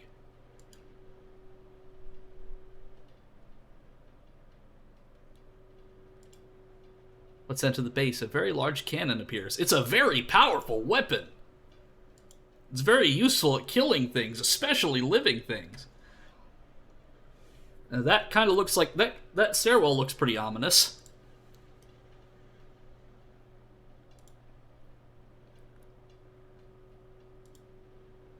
Yeah, even though this was constructed in the 1800s, I can definitely see, like, a lot of its design philosophy that carried into the World War II era.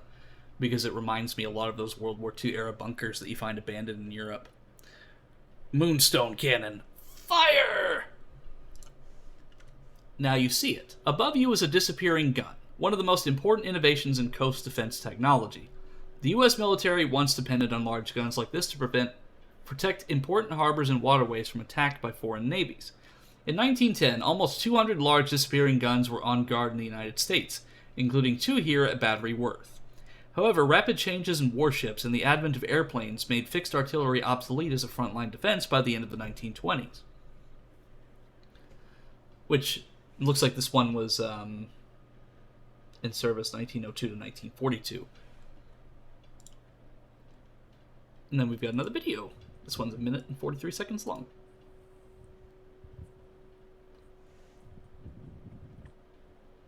Oh yeah, that gives you a much better sense of scale of how big this thing is. Oh, whenever I use my emotes, it messes with the video, so...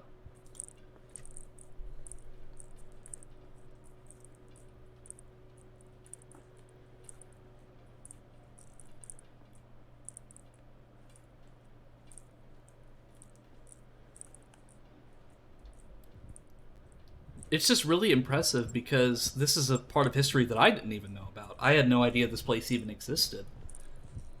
I mean, I knew that there'd be, like, coastal defense, but I didn't know that it was to this extent. I didn't know that places like this existed.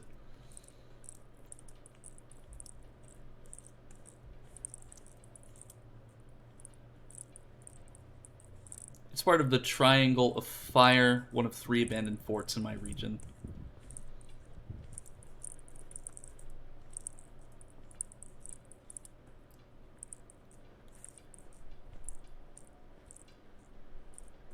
Now, because I'd imagine, like, especially with the creation of things like the aircraft carrier, stuff like this would just be obsolete because they can just fly their planes over it, especially with bombers. Long-range bombers, especially. But it still definitely has its uses. I'm glad that it's no longer militarized and it's just a historical place. But it's definitely something that still could have use if there was, like, enemy warships in the area. But nowadays, our technology is just so impressive that we would see an enemy warship before it even came within 100 miles of the U.S. coast. Imagine the volume when a cannon fires. The ground must have shaken from the loud noise.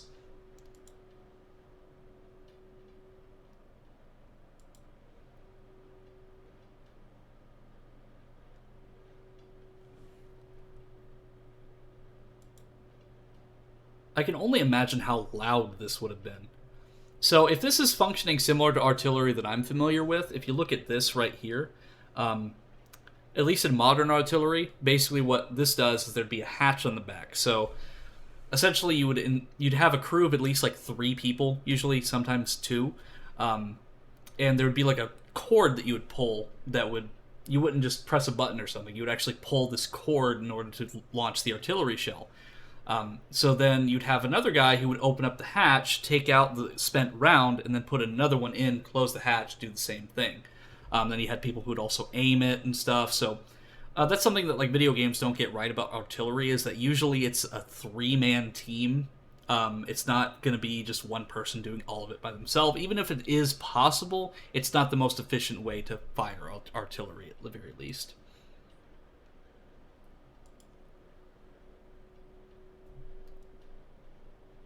Gun telephone. Ooh, I like this one too. Especially with, like, the coastline over here. I really like this one.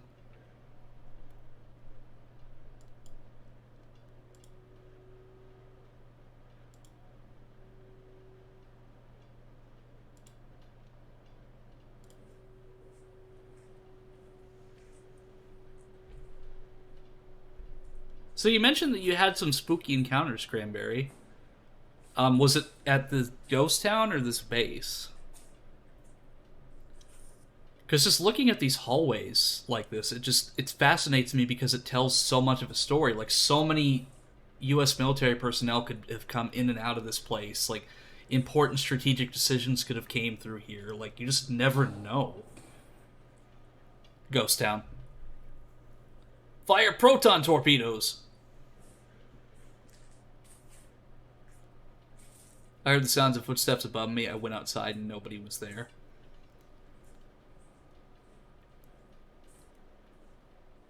And I think with, like, that ghost town, I think that as a ghost, it was comfortable. So if you're comfortable in a place like that, why leave? I tried to record it but could not get the footsteps on camera. And that's okay. Like, I believe you. Because when I was at the cemetery, I felt like I was being watched the whole time. And I heard, like, leaves and stuff like crackling behind me, like if somebody like took a step and was following me. That's not part of another area in Molson had an eerie wailing that I did get in video. That's not part of the photo chain. Well, hey, like I'd like to see it at some point if you if you do post it. I like this photo too. Like I love the sense of scale here. Like as I said, as a photographer, I really love the way that you've composed some of these photos, whether it was intentional or not. I love how these photos are composed, because you've got such a good contrast between the entranceway, the background here, and then like my eye immediately goes to the plushies, but then I also have this here, so it's like there's just so much here to look at, and it's just really great. It feels like a video game. Yeah, it does feel like a video game. Yeah, because this kind of reminds me of like World War II bunkers that you see, like in those abandoned ones that you see, like in Normandy. And I'm really happy to see that there's not a lot of vandalism here. Ooh. I hope you enjoyed this piece of history.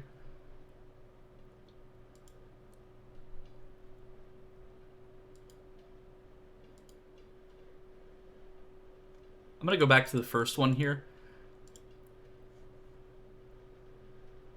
So, I'm guessing that this is like a... Like this here would be like an eye hole or something to like properly aim. But it's also like a shield from like shrapnel and stuff.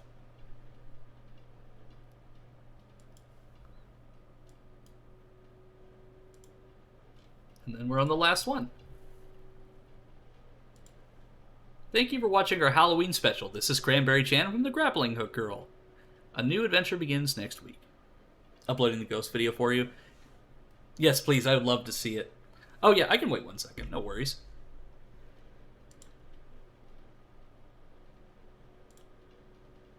Discover Pass 2023 free days. January 1st, first day hikes, free fishing day. June 11th, that's 1 day after my birthday. Or actually, no, June 10th right here.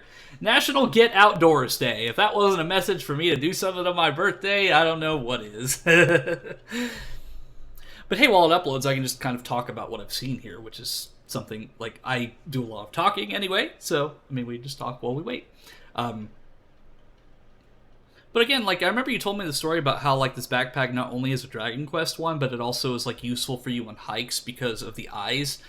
So when it's on your back, like, if there's an animal, like a puma or something that sees you, it'll see the eyes and feels like it's being watched, so it will not be incentivized to attack. Oh, here we go. So I'll actually mute my mic while I listen to this.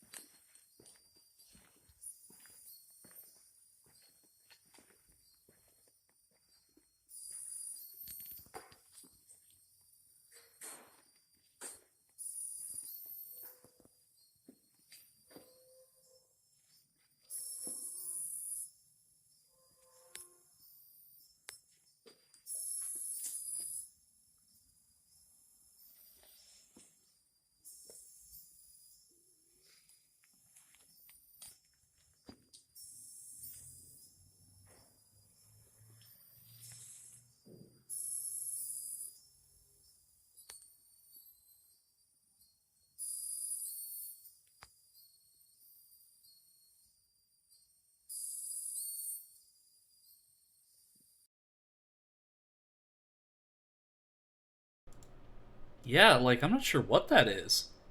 Like, it kind of sounds almost like a, you know, the sound like a tricycle that's, like, really rusted, like, when you're, like, or, like, a bicycle even that's, like, that's moving. That's kind of what it sounded like to me. But there was nothing there that could have been making that noise, because the machinery has long been decommissioned, so I don't know.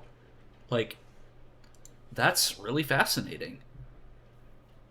And of course I'm going to give it a like, because I made a Twitter account just so I could see your photos and also other people's photos. So let's take a look at this real quick and see. Oh, it looks like Prism is streaming, so I will go ahead and raid out to Prism. Prism is another person from the Spirit community. They are a good friend of mine. They did some of my art. Thank you all for joining me in my realm today for Halloween. I hope everybody has a wonderful rest of your night. Thank you for showing the photos and the videos, Cranberry. I really hope that I can do this more, because I'd be very happy to see more photos and show them off on stream, because I definitely want everybody that I can show to see your adventures, because your adventures inspired me to go on my own adventures. So, like I said, I'm going to go ahead and raid out to Prism. Everybody have a wonderful and lovely Halloween. Get as many sweets as you like, and have a very, very spooky one. I will be seeing you in the next stream, which will probably be either Final Fantasy VI or something else. We'll see. Bye-bye!